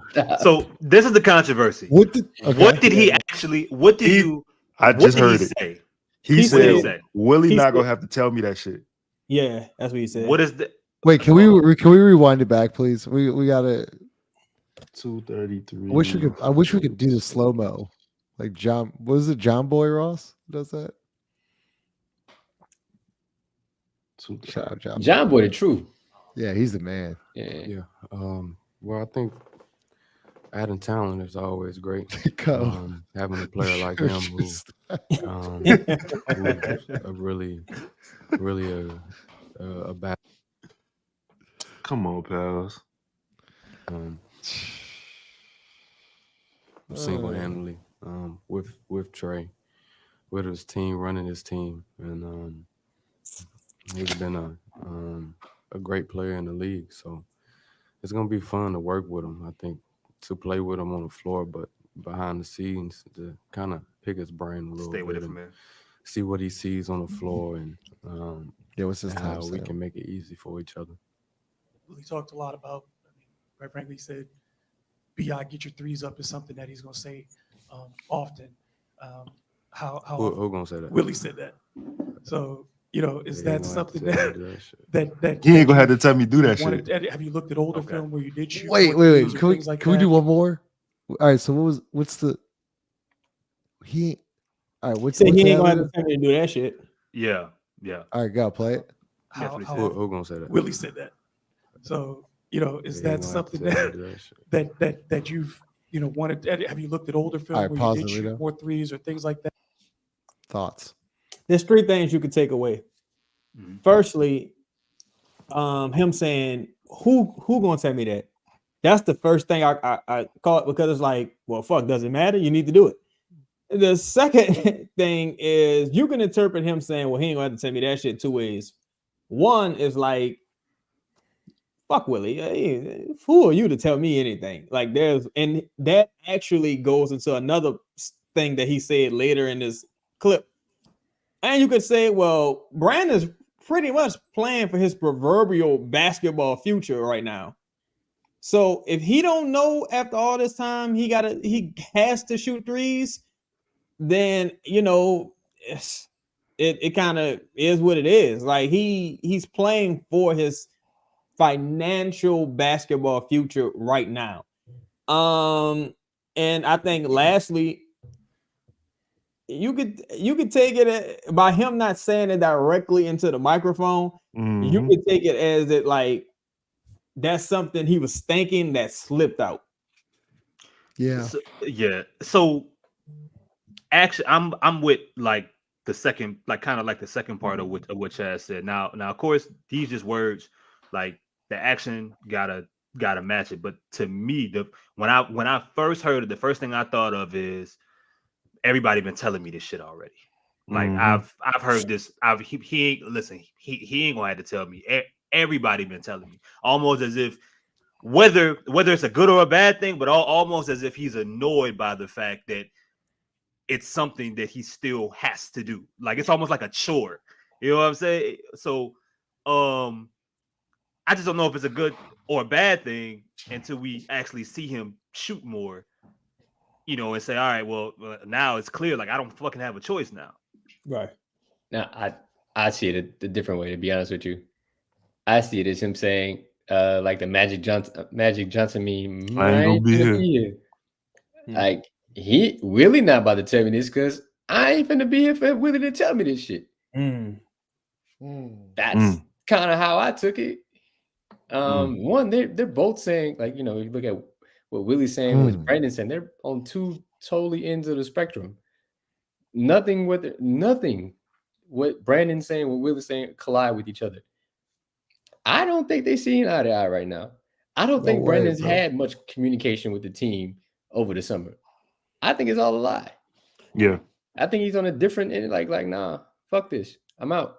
I actually feel like Willie Green even saying that was kind of like I don't know if he should have verbalized that necessarily. I feel like it was a better way to answer that. But he's said it in the past in publications that, you know, you know, Brandon needs to shoot more threes. So, you know, it can be interpreted a number of ways. I think Brandon's conducting himself well, though, so far. But this is post, you know, the final game. Brandon saying, you know, we only been playing on talent alone. That's a clear shot at Willie. Clear. Wait, clear. Wait, are we forgetting something? Was there during game 2, right? Wasn't there a locker room altercation or something? Was it between who was it between? A yelling match. Between who? Willie and CJ Brandon. and Willie? It was Brandon and Willie, right? Yeah. Yeah. Right. So okay. Hold on 1 second. All right, never mind. That and thought about incorporating that, how you might incorporate that back in the game. And then the other part is without Jonas, there isn't really somebody this team can throw the ball into in the post. And you've shown at times the ability to post up in the mid range, in the mid block, and on the low block. Is that something that maybe that you also want to add to on a team that has so much perimeter value to maybe add something to the offense that way? Yeah. I think I actually haven't watched any old film of myself because I didn't want to pick up any old habits. You know, I wanted to kind of just visualize the game go in and learn some new things, work on my handle a little bit, work on some different things. And so I haven't looked at that, but I have. I worked on shooting the basketball, yeah. So I'm pretty confident doing that. Regarding not having a big man and posting up, you know, I always do what's needed for the game. I do have that in my bag to go post up a little bit. Can we pause it? All right. So first of all, this is like listening to heroin. But secondly, like I'm trying to understand you. This is the ninth season. It's your ninth season. You don't want to pick up all the habits are in you. Like the way you move on from habits is watching the habits, recognizing said habits, and going from there. If you just want to visualize, he had good habits. But see, that's the thing. And actually, Willie Green spoke to him having bad habits and unlearning those habits. The crazy part is, if you were trying to visualize the game, like you just said, you're going to play the way you're most comfortable playing it, because the way you visualize the game is a part of those bad habits. So I kind of feel sorry for him listening to it, honestly, because I feel like the dude really should just, not him, but I feel bad that they couldn't figure out a solution to get him to somewhere he would be more comfortable. Like I kind of feel bad for him in this scenario. I kind of like the bad habit thing. I think I kind of understand what he's saying. Like, I guess in the sense of, I guess I know what I've done in the past. Maybe I want to see what the future me can do without actually watching the film, like work on certain things. Because he said, I feel good about shooting, which was good to hear, I guess, from, what I'm saying, like from somebody like him who you really needed him to do or expand one part of his game that he hasn't expanded on. But I think at the same time, like I feel you on the film, like, because like you can avoid missteps and you can avoid falling back into habits if you watch the film and see what you did or see what you didn't do. So I mean, I guess it's a catch-22 at that point, but because he also said, so with that, he said he was focused on the new. Those were the two things I caught. He said he was focused on the new, and that he was working on, he was working on jumpers. I mean, the habits part is kind of, if you are focusing on the new, I'm assuming that involves breaking current habits or bad habits, that you have right now, present habits. He missing what? The handle, shooting, and focusing on the new. I mean, that's pretty much those are the key elements of everything he said, right? Yeah. Yeah. We can run it. But not as a 5-man. I never done that, like rim run or nothing like that. But we see how it work out. I know it's gonna be different. The floor is gonna be spread out a lot. I think the key part about that is what do Elma, Jimmy, and Marcus have in common? They all grew their businesses with Fiverr freelancers. Never again. Rebound the basketball. I'm trying to understand how the floor gonna be spread out a lot. I'm sure Coach will harp on a lot. It would be easy, going back to the value thing, it'd be easy, I think, for someone to infer from your statement over the summer that maybe you felt undervalued at that time, but would that inference be correct or incorrect? Or I mean, maybe, but that wasn't necessarily from a New Orleans Pelicans standpoint. I don't want to, anything that I feel I'm comfortable to share with everybody behind the scenes of the organization. I'm not a person that wants to show up the organization and show up people around the organization. So, that was personal. Yeah, with how this summer transpired for you, for you in the contract negotiations, everything being kind of in the public talked about, do you feel like you're entering the season with a chip on your shoulder, with maybe something to prove? I guess something to prove. But more just getting back to loving the game again, loving the process. This is painful. And knowing what's important. It really is, man. I'm This- getting he- just nothing out of this, and it's just awful to listen to, day. regardless of the words that are coming out of his mouth. Like, who cares? This is just good like mindset to do he's those just things. answering Come questions. to that realization after last Yeah. year. I know you remember, but you told us that it was the worst season you ever had here in New Orleans in the uniform. Did a lot of what happened last year made you think a lot about what you want to do this upcoming season? Absolutely. I think when you go through things, you think about things and you definitely want to fix them up. Pain changes you a lot. I like that. Going through hard things change you a lot. So, that made me want to reflect and just think about, like I said, who I want to be, what I want to provide for my teammates, what I want to do on a nightly basis, what are the things I'm gonna sacrifice, just everything, And, Where's the injury I had a part long when he enough spoke summer. about his injury? There were talks. comes- There were talks about you not attending the team's voluntary workout. Mm. And Griff kind of came here and said that physically it didn't make sense for you. Physically, how are you now? And then mentally, how are you preparing for the season to try to block out some of the distractions? Physically, I feel good. I've gone through some progressions. I've gone through some ups and downs this summer. I'm trying to get this knee back healthy. And it's actually was a long summer trying to get the knee back healthy, but I'm finally at the end of it. I've been working out hard, working out at 100%, and I'm ready to go.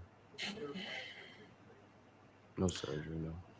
And for a lot of guys in your situation where, there's a failure to come to agreement on an extension and stuff like that, a lot of times that leads to, friction or tension with the team. And Griff has been consistent in saying, that doesn't exist. Yeah, look, Joseph, I hear you. And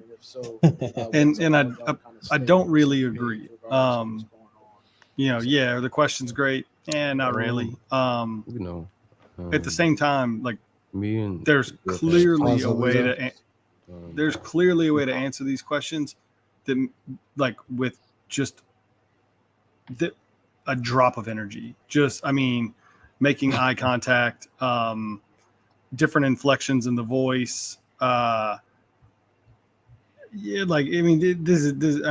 I get it, but this is coming off as somebody disinterested or this not mentally here, thinking about something else, whatever. There's a million different sort of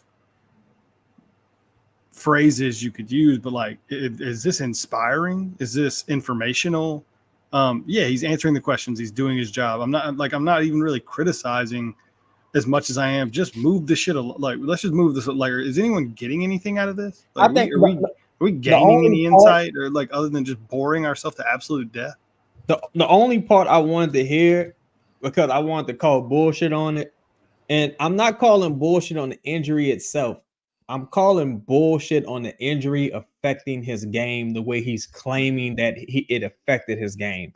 I don't know what timestamp that is, but that's one thing he said that I was like, all right, let's cut the bullshit. I don't know where that is. It's probably coming up because they're asking about it. Yeah, I think it's towards the end. But at the end of the day, it's a business. And it's basketball, and as long as I do the basketball part, the business is going to handle itself, whether it's here, whether it's somewhere else. No, man. But You know what it's like, and I'm sure Chris can appreciate this. This is like when Bret Hart talks about WCW. It's just like like it was the worst thing that ever happened to him, and you're just like, bro, please, stop asking this man. This was bad. Like, stop asking about Goldberg, bro. Don't ask about Goldberg no more. Like, no more.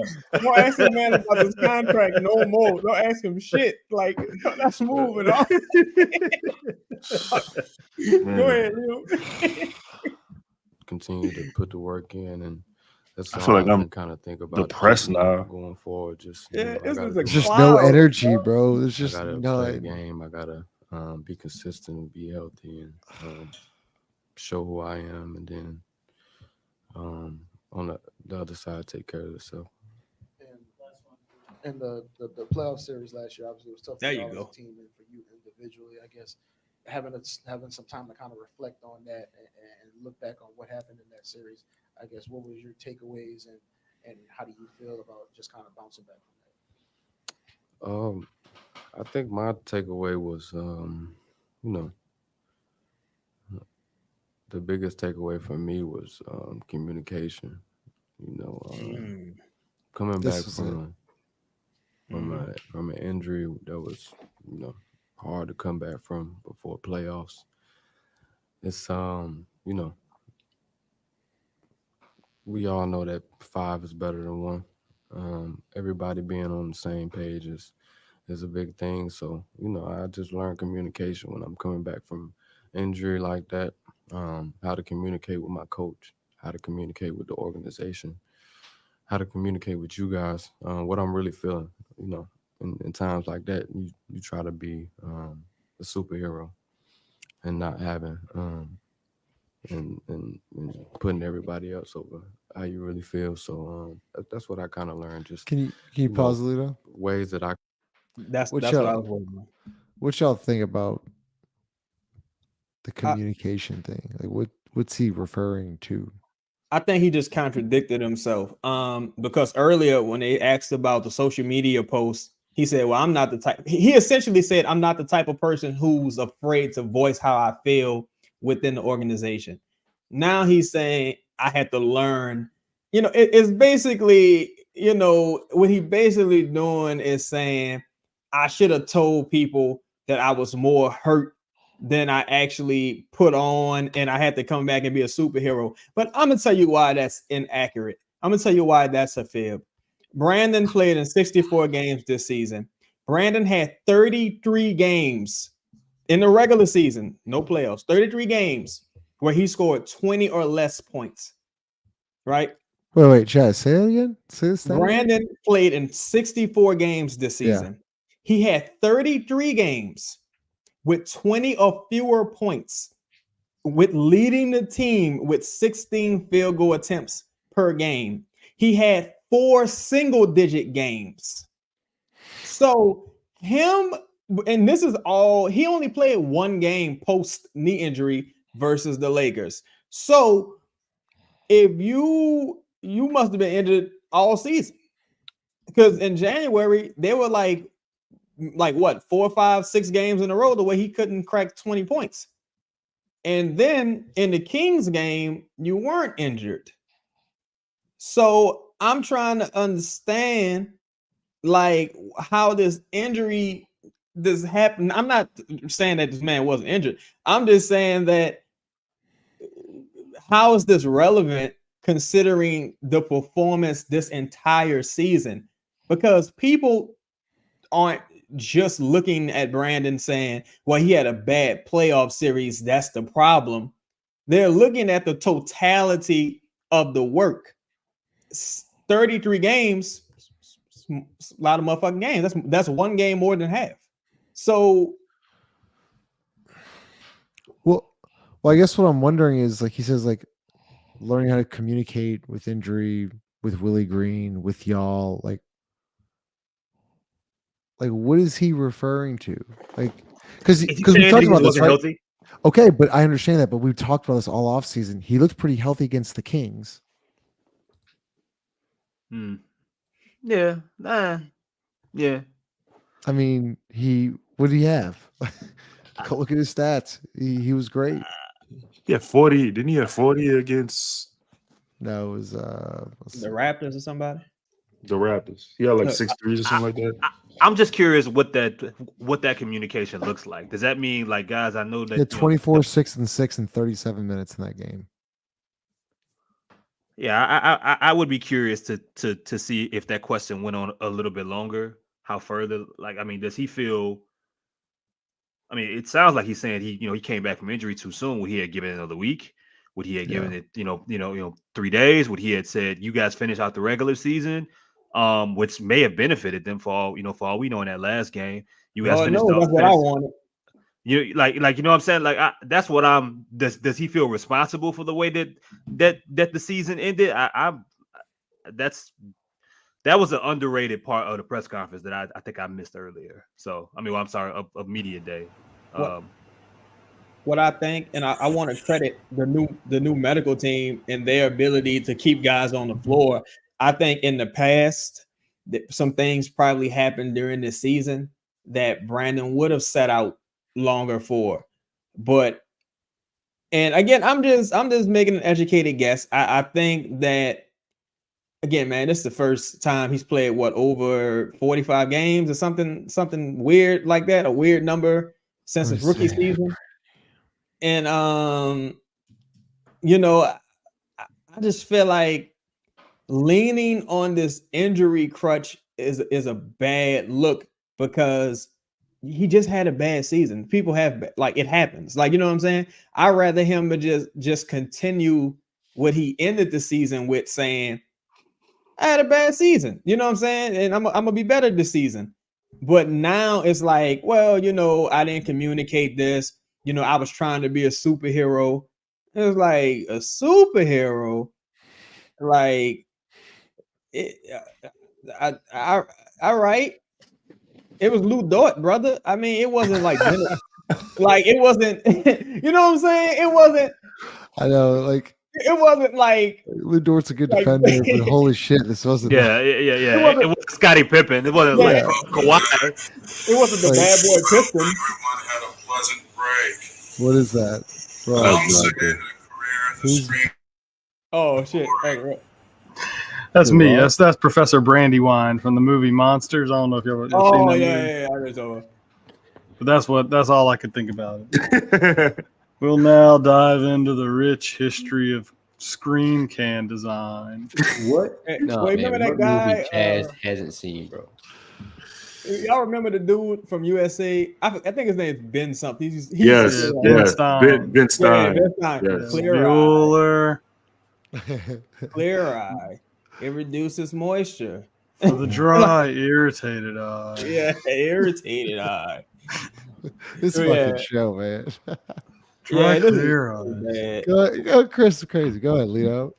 I could communicate with my coaches and my teammates to not only put me in the best position, but put us in the best position so we can succeed. Appreciate it. What does that mean, though? Like, none of this means anything. They're not there's been 3 meaningful sentences in this whole thing. I hate media day. I hate media day so much. I hate media day even more than I hate whatever the day is, the end of the season when Griff tells us some lies about whatever's going to happen in the offseason. I hate media day even more than I hate that day. I hate this shit. It just this is nonsense.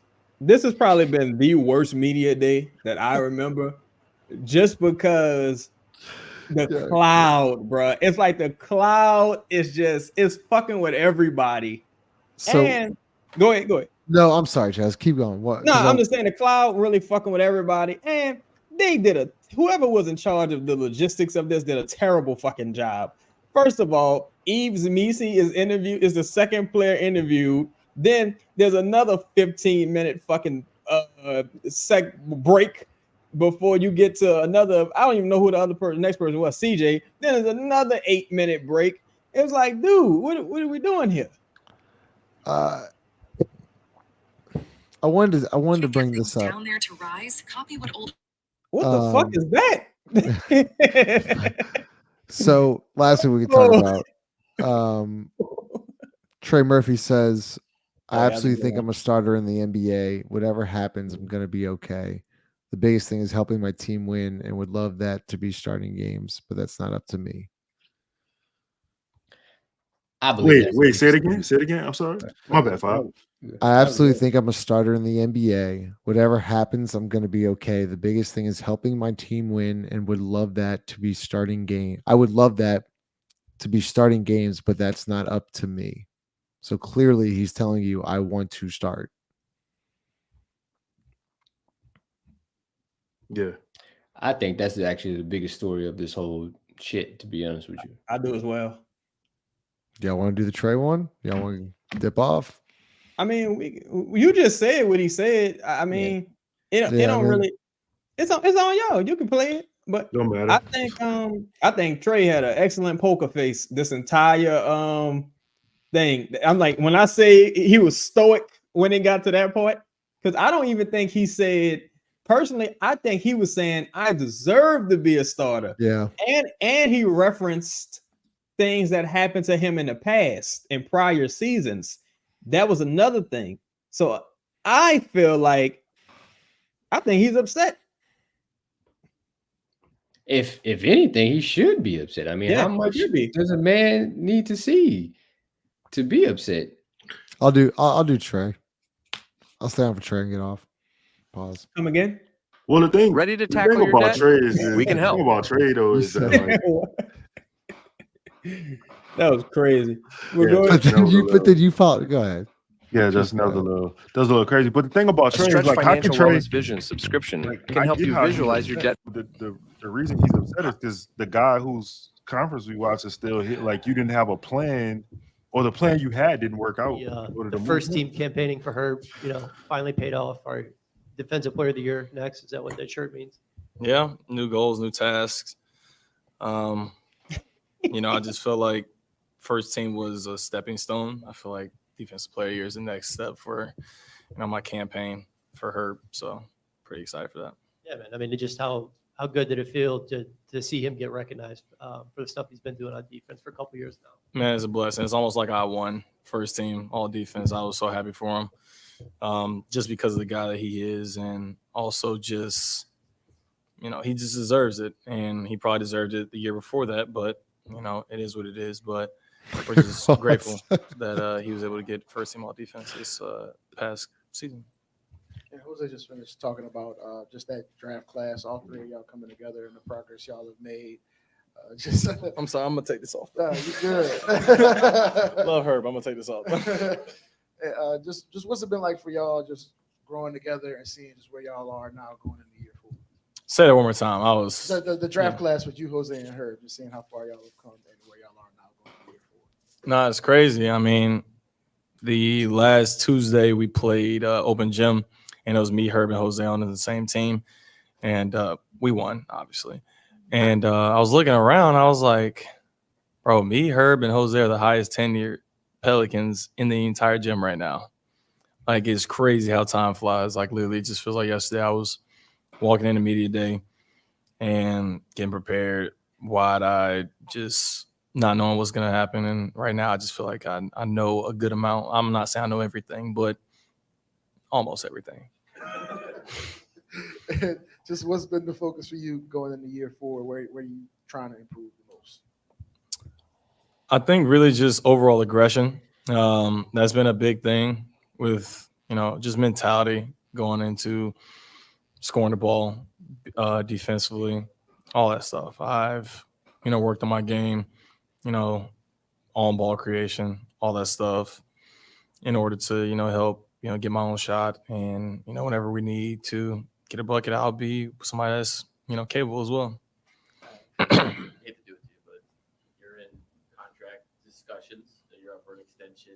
Just how those went, how do you feel like the dialogue has been thus far, and do you have any sort of expectation that things might reach a resolution in the next few weeks or so? No, I mean, things been fun.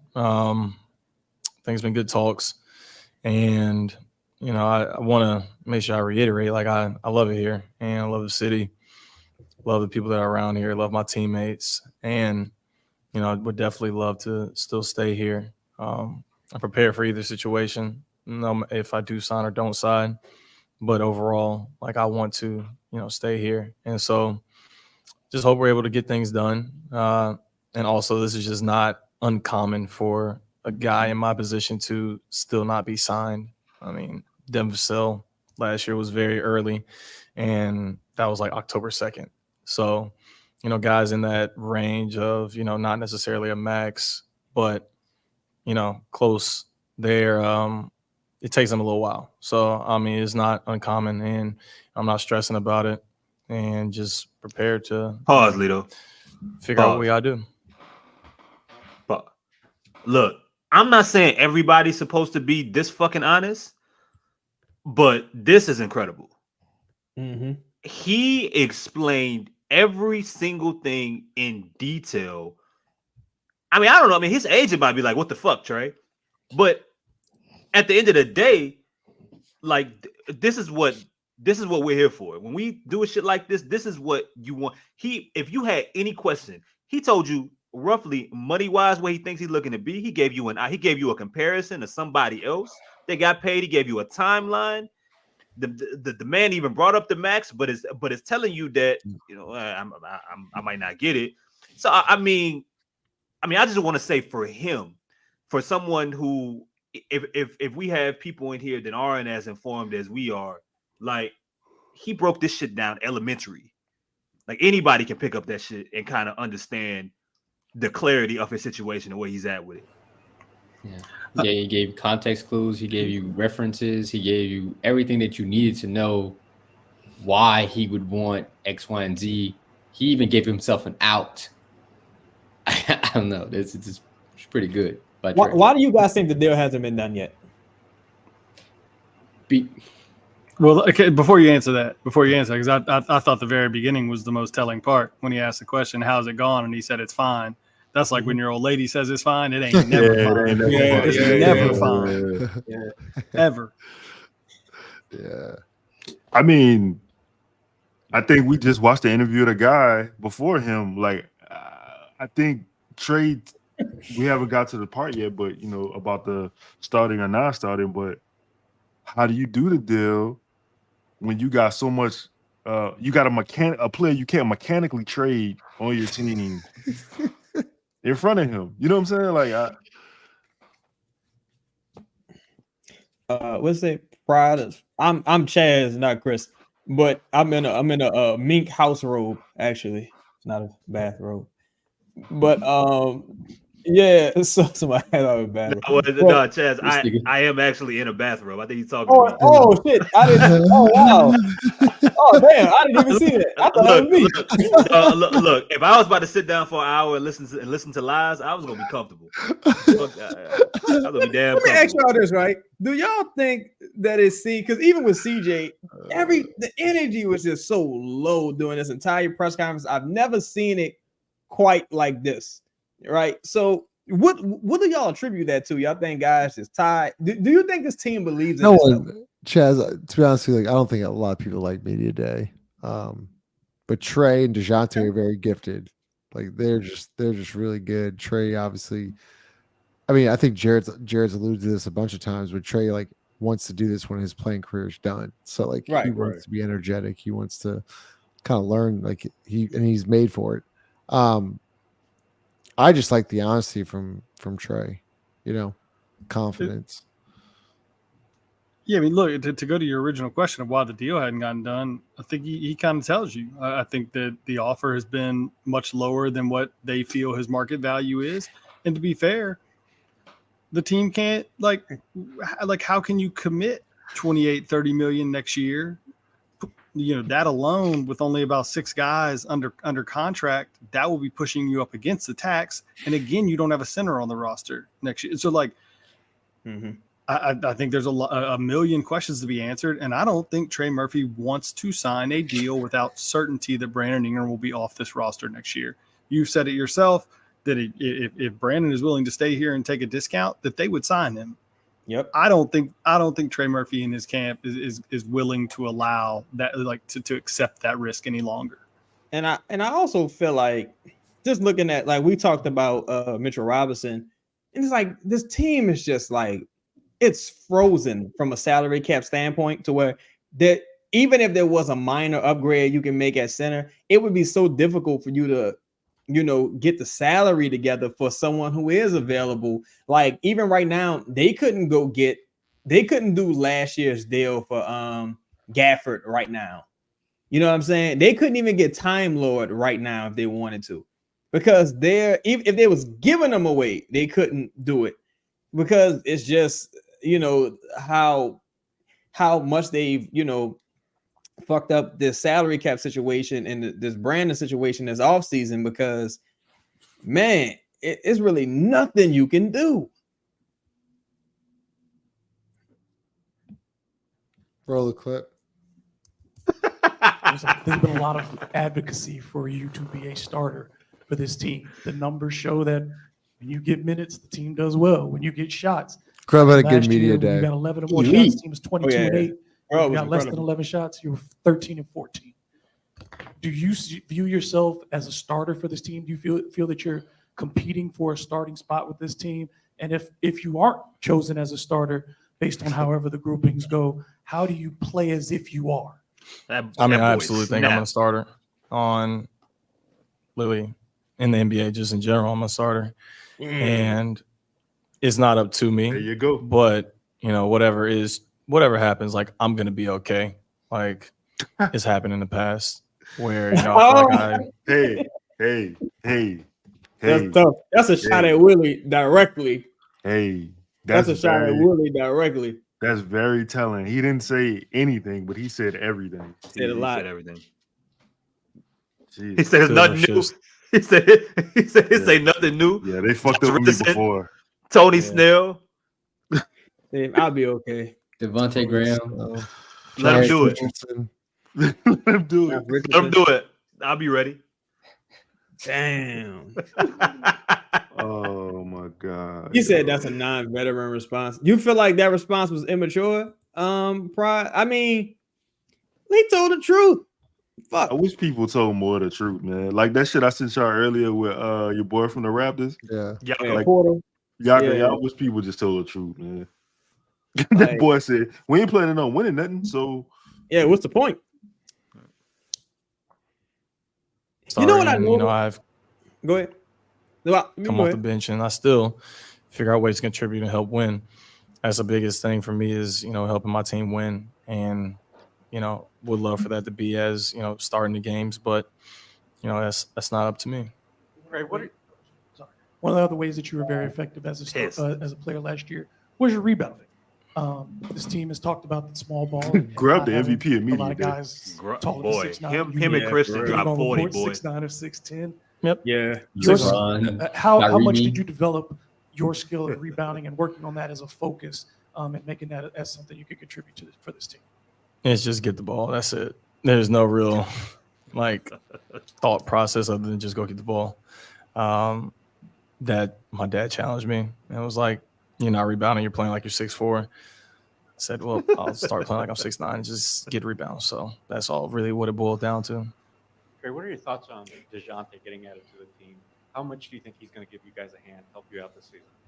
Yeah, I definitely think he's going to help out a lot. He's a vocal leader too, which is something that, every team needs. And I feel like he'll definitely help out a lot on this team with that. And so he's going to be a big piece to the locker room. And then on the court, obviously, he's a great player. And whenever you add talent like that to a team, it's only going to make the team better.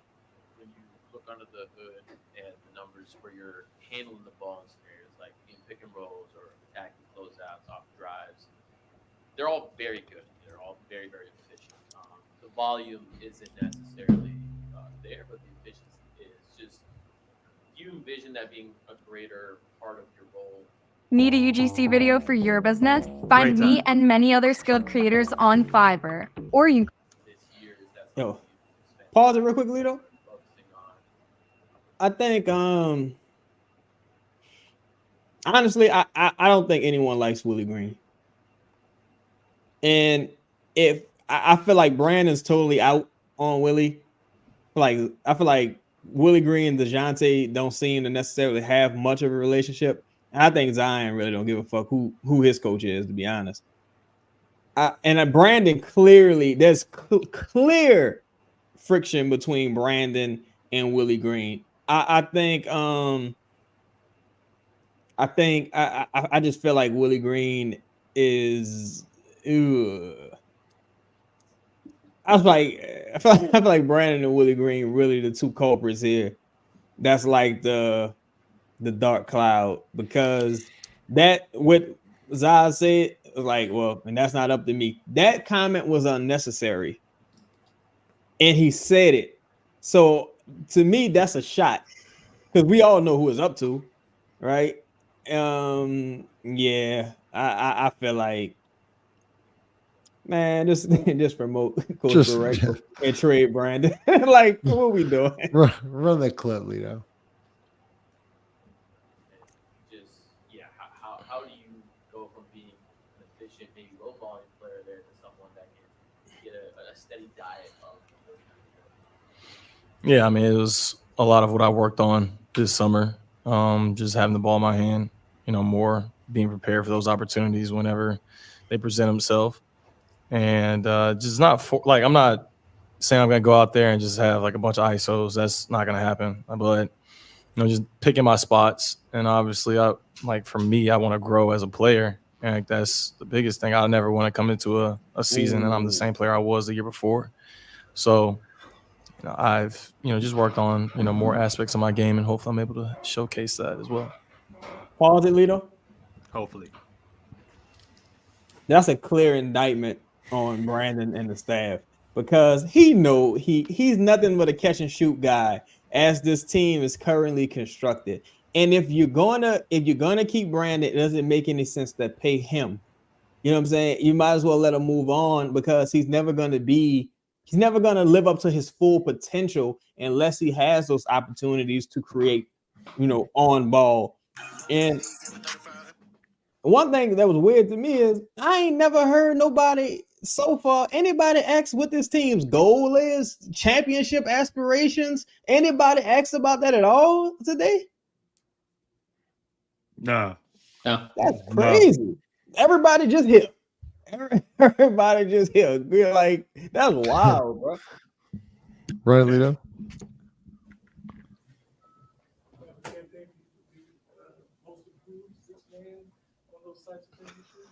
If y'all want to do that, that's cool with me.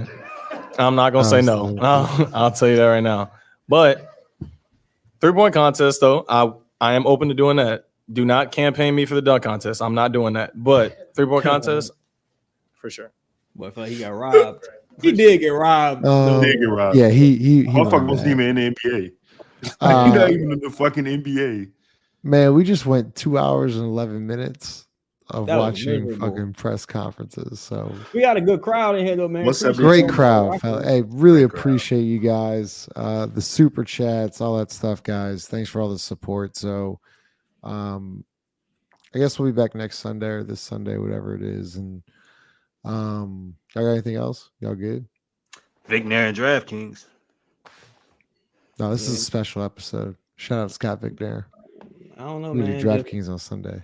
I would just tell everybody just search for positives, and yeah, man. Bro, I'm fucking exhausted. Like I even hide it, bro. I'm tired. So y'all be safe, man. Make sure you smash that like button. We'll see y'all later though.